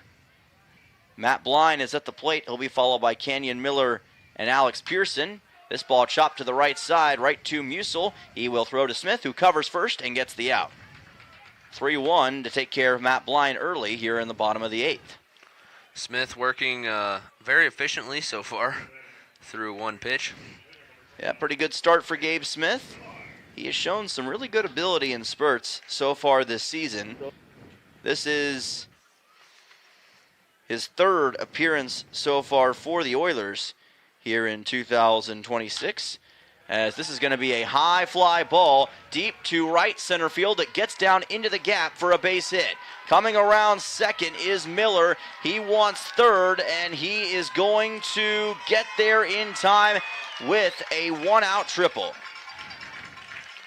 Huge, loud contact off the bat of Canyon Millar, and that was down in the gap for the Miners' second triple of the ballgame. Canyon Millar with a huge triple deep into right center field. As I was saying, Smith made 2 appearances on the season, had 3 innings against the Pilots back on June 14th. Gave up a massive shot there, though, to right center field, and Millar gets the triple. Alex Pearson will come to the plate. Miners on the verge of adding yet another run to the scoreboard here. Smith delivers this one in for a strike, counted 0-1. Nice breaking ball toward the inside corner against the lefty batter Pearson. Give Mat-Su credit. They've done an incredible job responding after yesterday's defeat. This breaking ball misses inside for ball number 1.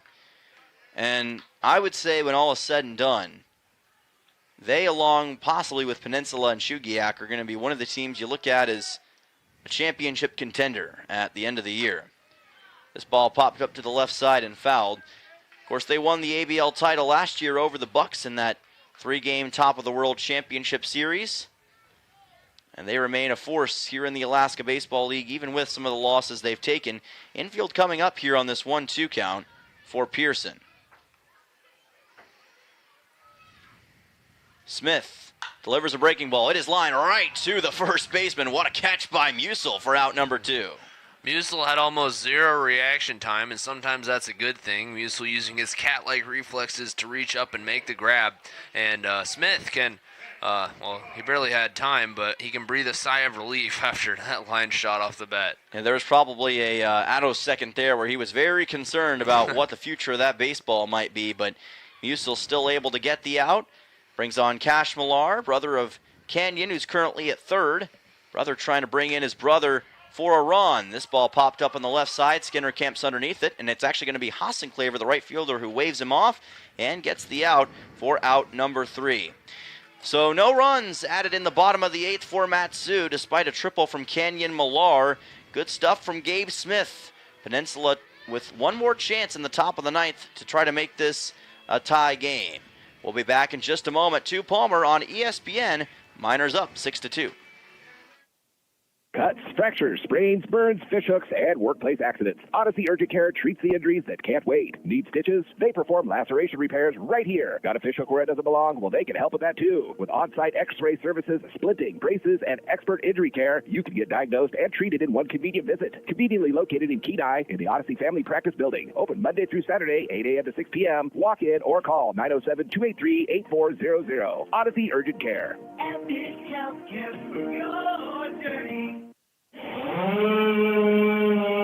Hazardous trees are such a problem here on the Kenai Peninsula, but they have to be handled, and the place to call is AK Tree Solutions. With many years of experience in residential hazardous tree removal, they offer guaranteed customer satisfaction, and they're very accommodating. AK Tree Solutions also offers tree pruning, and they're licensed and insured. Get those hazardous trees off your property today. Call AK Tree Solutions, 907-398-2903. That's 907-398-2903.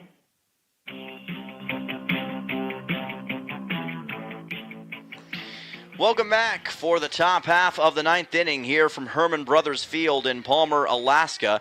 Miners on top 6-2 over your Peninsula Oilers. Dylan Simmons and Tucker Blau joining you for game number 13 of the Oilers season and game number 4 of this extended road stretch here in the central hub of Alaska. Luke Skinner, Jack Holubowski, and Wyatt Bundy, 7, 8, 9, due up in the order to lead off this bottom half, or top half of the 9th, I should say. And they'll be taking on a new pitcher. It is Auden Pankonen out of the University of Nebraska, who takes the bump from Colton Ouellette, who ended up going 3 total innings for the Miners here tonight. Yeah, Ouellette ends with 3 innings, and only 1 hit allowed and 1 walk. So a great outing from Ouellette. Panconen, part of a tradition of Nebraska pitchers coming to Mat-Su. There were a couple here 2 years ago as well. As this pitch from Panconen is in for a strike, caught the upper left-hand corner of the zone as the count goes to 0-1 on Skinner. With the bottom three due up for the Oilers, they're really going to need one or preferably 2 or 3 to get on base to set up the top of the order for a potential comeback. And it is certainly going to take a lot for the Oilers to be able to come back in this one, but you never say never, especially in the Alaska Baseball League. 1-1 coming up to Skinner. Panconen did not play any for the Huskers this past season, but the 6'4", 205 freshman has a wicked fastball and just showed it off as the count goes to 1-2. Skinner now and a 2-strike count. Just put the ball on the ground, and the way, as I said before, the way this turf has been behaving tonight, just put the ball on the ground and see what happens. 1-2 pitch coming up here to Luke Skinner. This is a high fastball from Panconen. Evens the count at 2-2. Skinner got to get a hit tonight. Actually, he was brought in for Lopez. I think Skinner's not recorded a plate appearance yet. He's walked in his only time up to the plate. That is correct, and he's going to swing and miss here for strike 3. Strikeout swinging for Auden Panconen. 1 down and 2 outs away for the Miners from their victory. Jack Holubowski will come to the plate, but that was a really good sequence from Auden Panconen. And the freshman from Nebraska trying to do what he's done often throughout this season for Mat-Su, and that's close this thing out. This pitch is low and inside for ball 1. He's kind of like the Kevin O'Pannell, the closer of this Mat-Su team. He's made 4 appearances so far on the year, each with just being an inning long against the Bucks, Chinooks again, and the Bucks again. So in each of those games, he has closed it out quickly and has only allowed 1 hit in those 4 appearances. He's been nothing short of incredible. Count at 2-0 here for Skinner, for Holubowski trying to get on base. That's ball 3. So the count goes to 3-0. Opportunity could be knocking here for Holubowski to get on plate and make things just a little bit more interesting in this top of the 9th. Holubowski go ahead. That is well inside for ball 4, and Jack Holubowski will make his way over to first base with a walk. That's a rarity for Auden Panconen, but the Oilers will certainly take it and see if they can build on it. Yeah, as I was saying, Holubowski, after going 2 for 2 last night, is 0 for 3 tonight, and gets on base for his first time. And last night, him on base was a very good thing for the Oilers. He scored in both times he came up to the plate, so hopefully he can come around to score and maybe 4 or 5 behind him. We'll see. Anything again is possible here late. Man at the plate here is not Wyatt Bundy. Looks like that is a pinch hitter, I believe, for the Oilers, as this pitch is delivered by Panconen. Just misses the zone as the count goes to 1-0.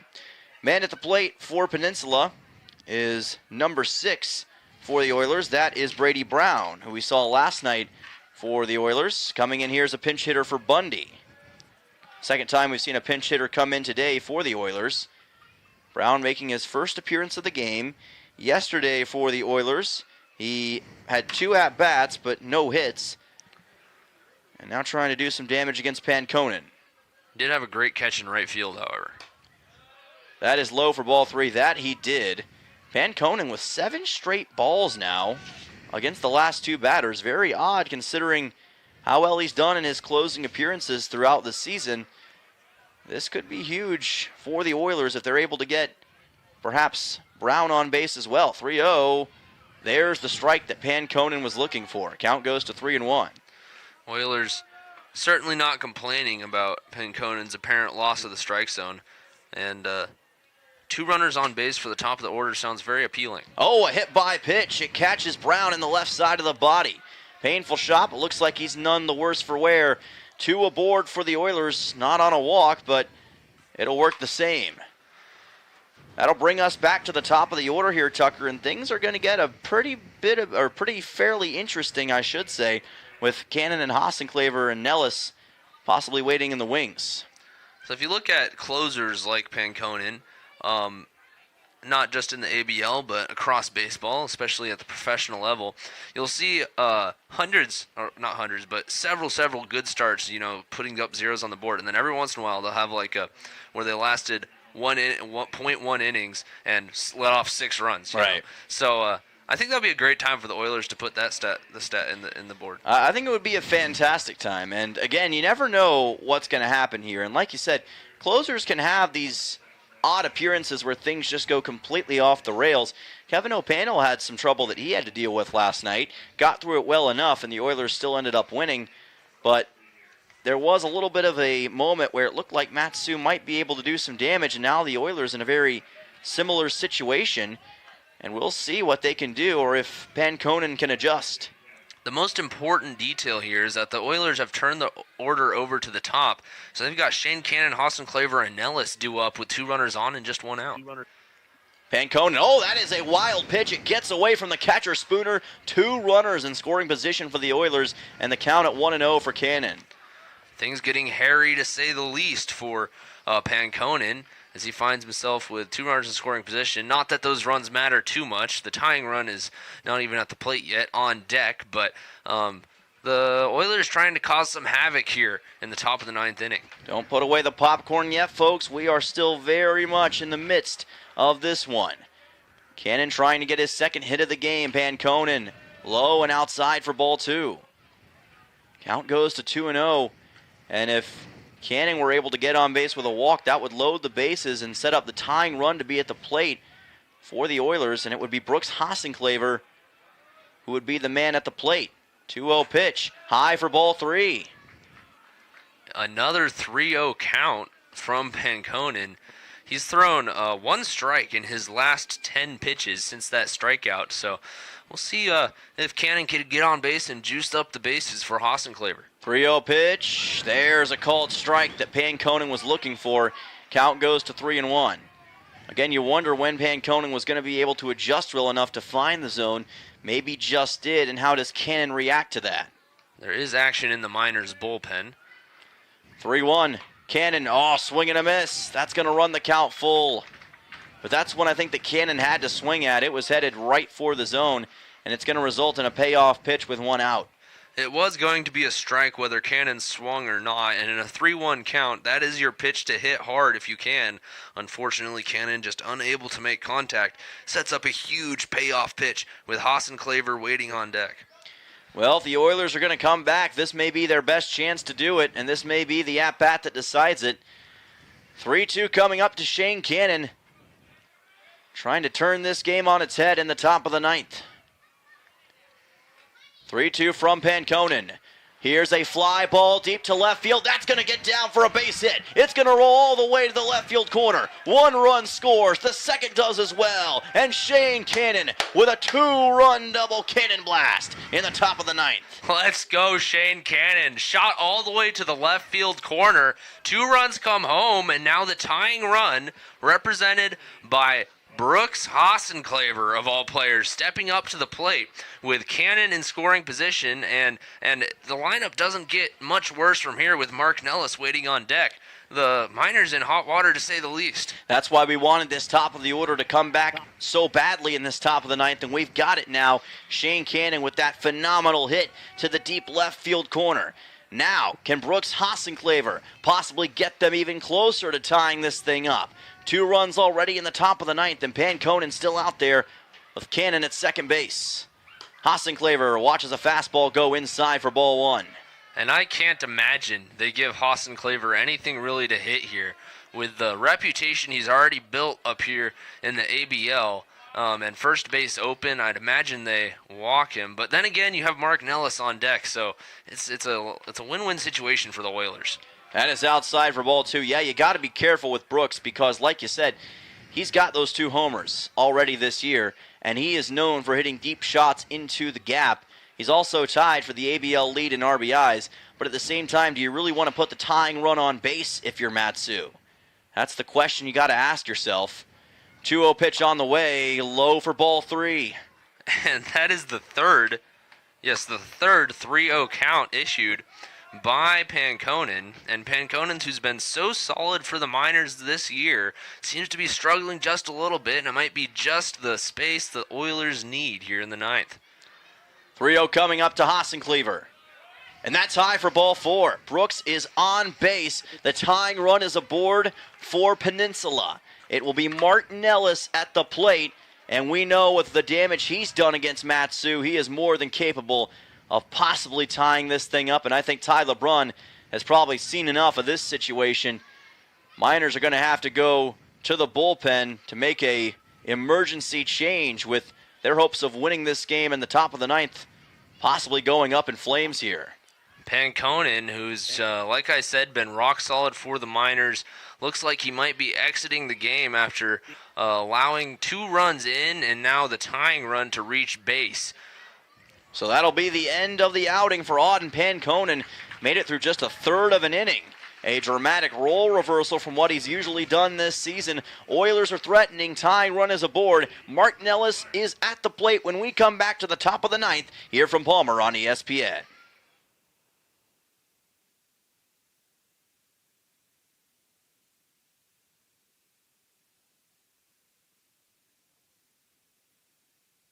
Ready to spice up your day? I did not catch that. Called a break. All good. Appreciate it. No biggie. Act with flavor. New to town or just passing through, this is your must-stop spot for amazing variety, unbeatable prices, and all your favorites. Enjoy the free salsa bar and kick back with cold beer or a glass of wine. Located just past the last traffic light in Kenai, headed north. Playa Azul is where the fiesta never ends. Come hungry, leave happy. Playa Azul Mexican Restaurant. The warehouse is open at Sweeney's Clothing in Soldotna. Come discover amazing deals with savings from 30 to 70% off on flannels, jeans, footwear, jackets, and a wide variety of summer essentials. Plus, they've got lots of new merchandise you didn't see last year. Whether you're heading to work, hitting the trails, or getting the family ready for summer, now's the time to stock up and save. Don't miss the warehouse deal at Sweeney's Clothing in Soldotna. Your workwear and outerwear headquarters for the whole family.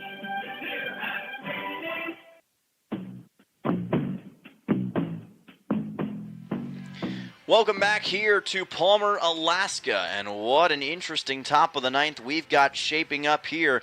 Oilers down 6-4, but they have scored 2 runs in this top half of the ninth inning with still just 1 out in this frame, and Martin Ellis at the plate with 2 runners aboard. Brooks Hassenclever currently at first with Shane Cannon at second, so the tying run is at first base, and Martin Ellis, one of the most effective batters on this team and in the entire Alaska Baseball League, is going to get his shot, but not against Auden Panconen, who exits after a third of an inning. Instead, it's going to be from St. John's, Brady Clark, who takes the bump for Matsu.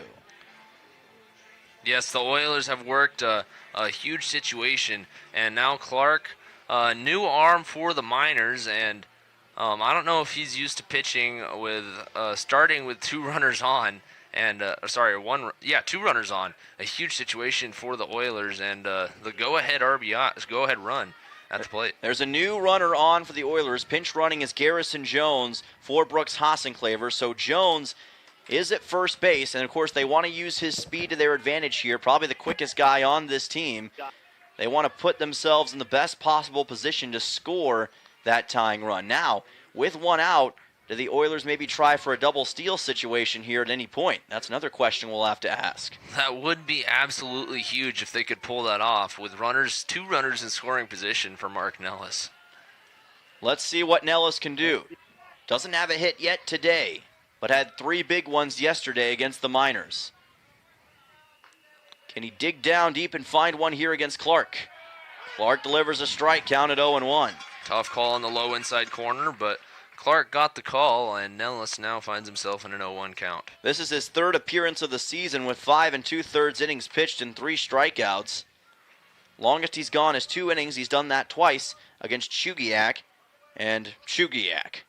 2 appearances against the Chinooks. Check swing by Nellis. Did he go around? They're going to say he did not. Count goes to 1-1. Very close. Nellis just barely missed that, being strike 2. Huge call, though, as the count is now 1-1 versus 0-2. That's a world of difference in baseball.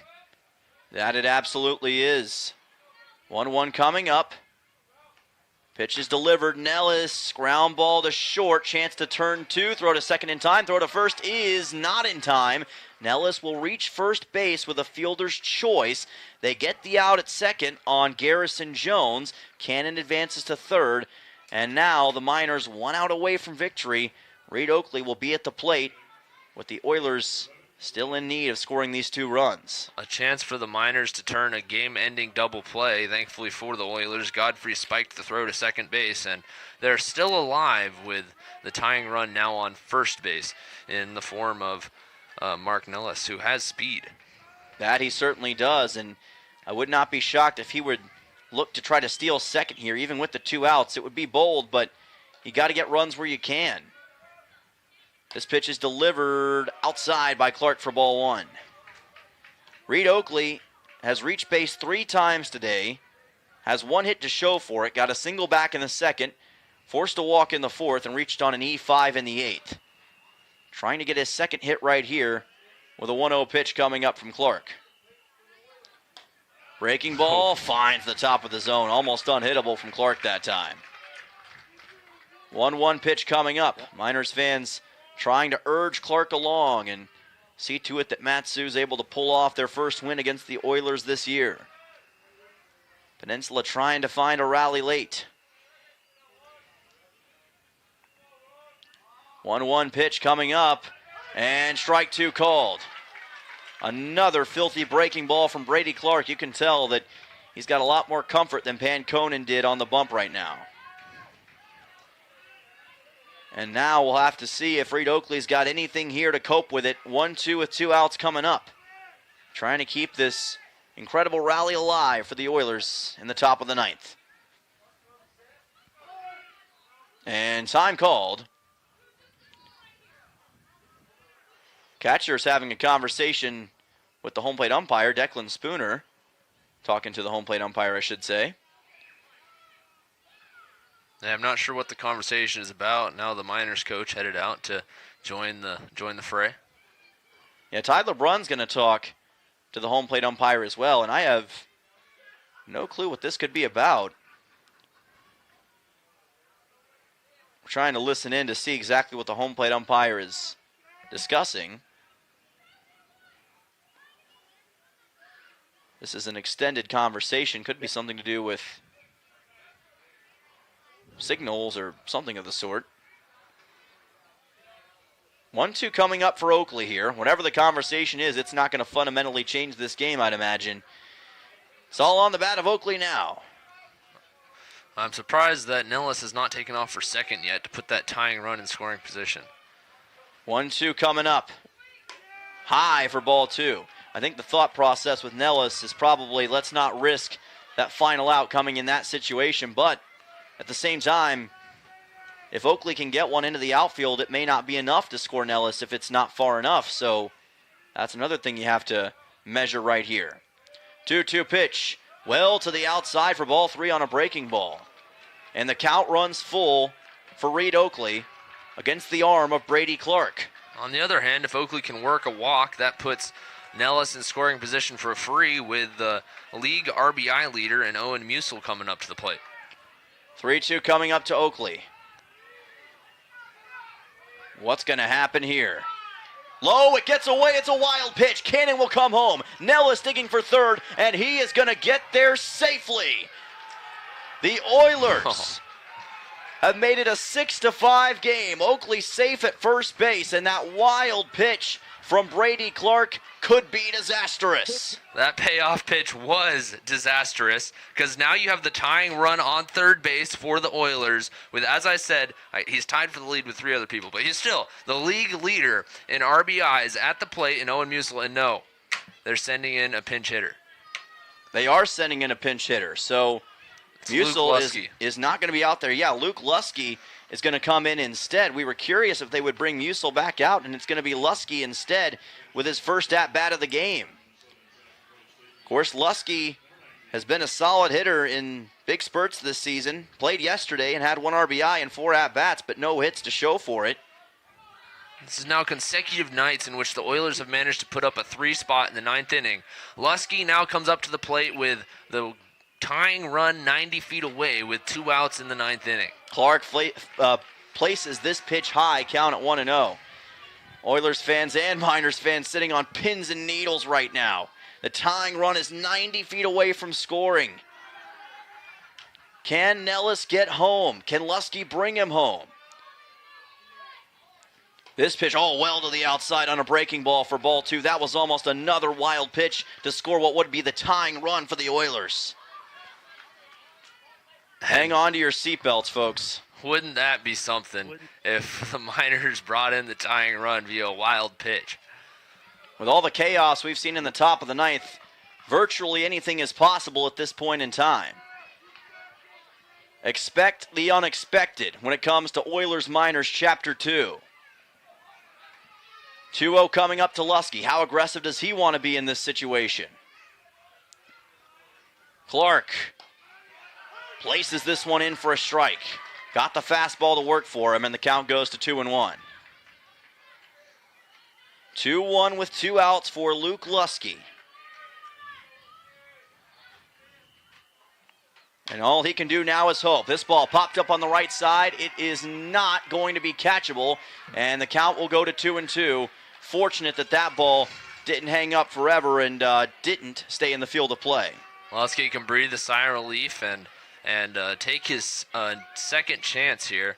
And he's now on 2 strikes, however, so he does have to protect and at least put the ball in play with that tying run 90 feet away. Lusky has 6 RBIs on the year with 8 hits and a .216 average. Here's a ground ball to third. Throw to first is in time to get the 5-3, and that will put an end to an incredible rally for the Oilers here at Herman Brothers Field as the Miners survive a courageous comeback attempt for Peninsula.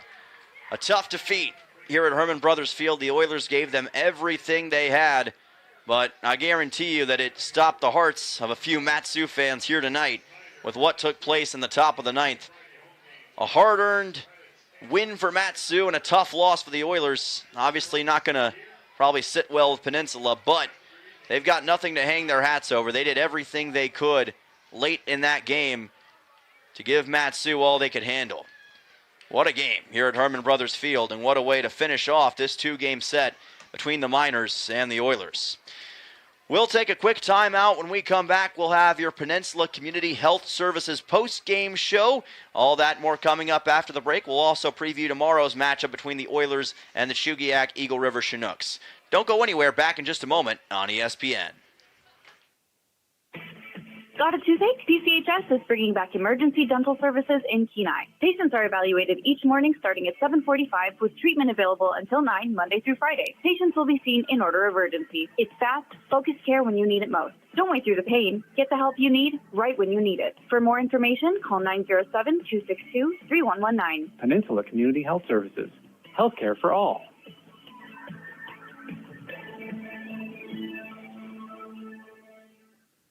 When trying to find a dentist, it can be challenging, and Ridgeway Family Dentistry knows this. Ridgeway is a new state-of-the-art facility offering you pain-free dentistry and is family-friendly. Even if you don't have time to have multiple appointments, Ridgeway Family Dentistry can complete all your treatment in one easy visit. At Ridgeway Family Dentistry, they know how important it is to have a smile and know how that can change your life. For your next dental appointment, call Ridgeway Family Dentistry at 262-8404. The World Cup's coming and everybody's talking defense. Here's a strategy that works long after the final whistle. If your family is complete, a no-needle, no-scalpel vasectomy is a safe, effective move. If you're done building your team, it may be time to strengthen your defense. Dr. Alvarez can perform your procedure in Soldotna or Homer. It's quick, comfortable, and a whole lot easier than chasing toddlers into extra time. Don't leave your future up to a lucky bounce. Call Peninsula Surgery and Aesthetics 907-235-1010 and schedule your no-needle, no-scalpel vasectomy. Score some peace of mind and enjoy the games.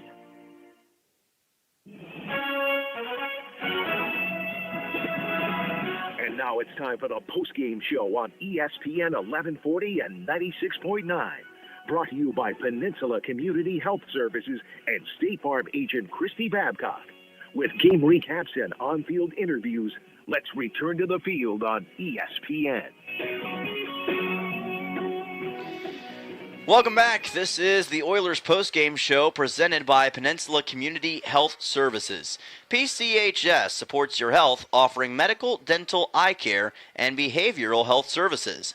Visit them online at pchsak.org, that's in all caps by the way, or call and schedule an appointment today at 907-262-3119.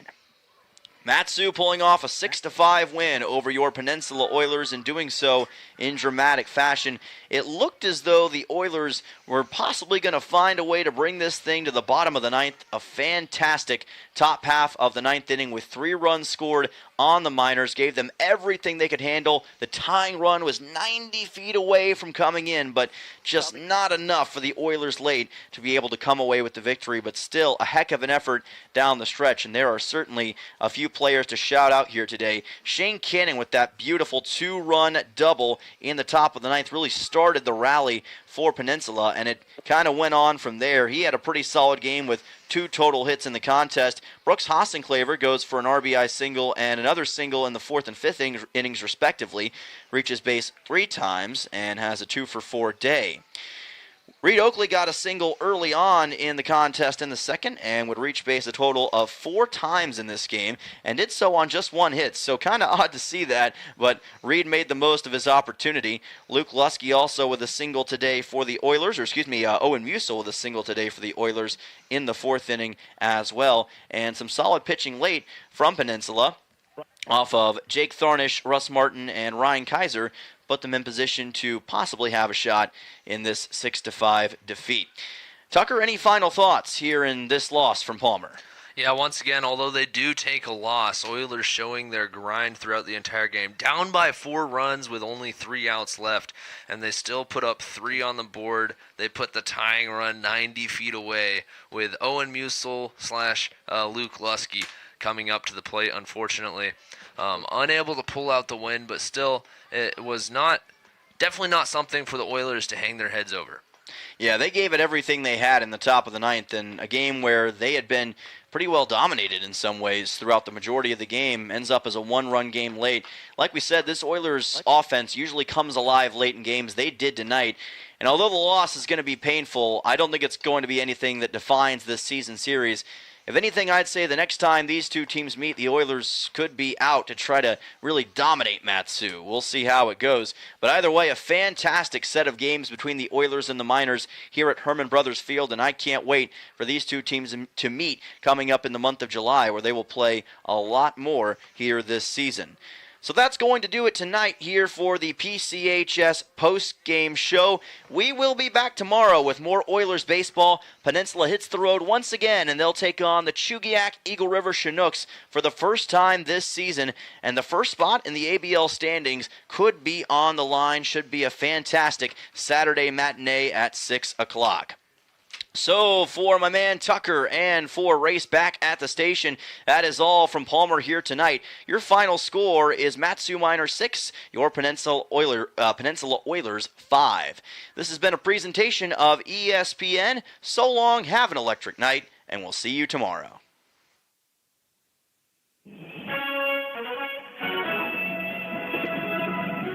You have been listening to Peninsula Oilers Baseball. Okay, peace out. See you, Race. AM 96.9 FM and Appreciate on the it, Race. web at RadioKenai.com. No, you'll only hear me.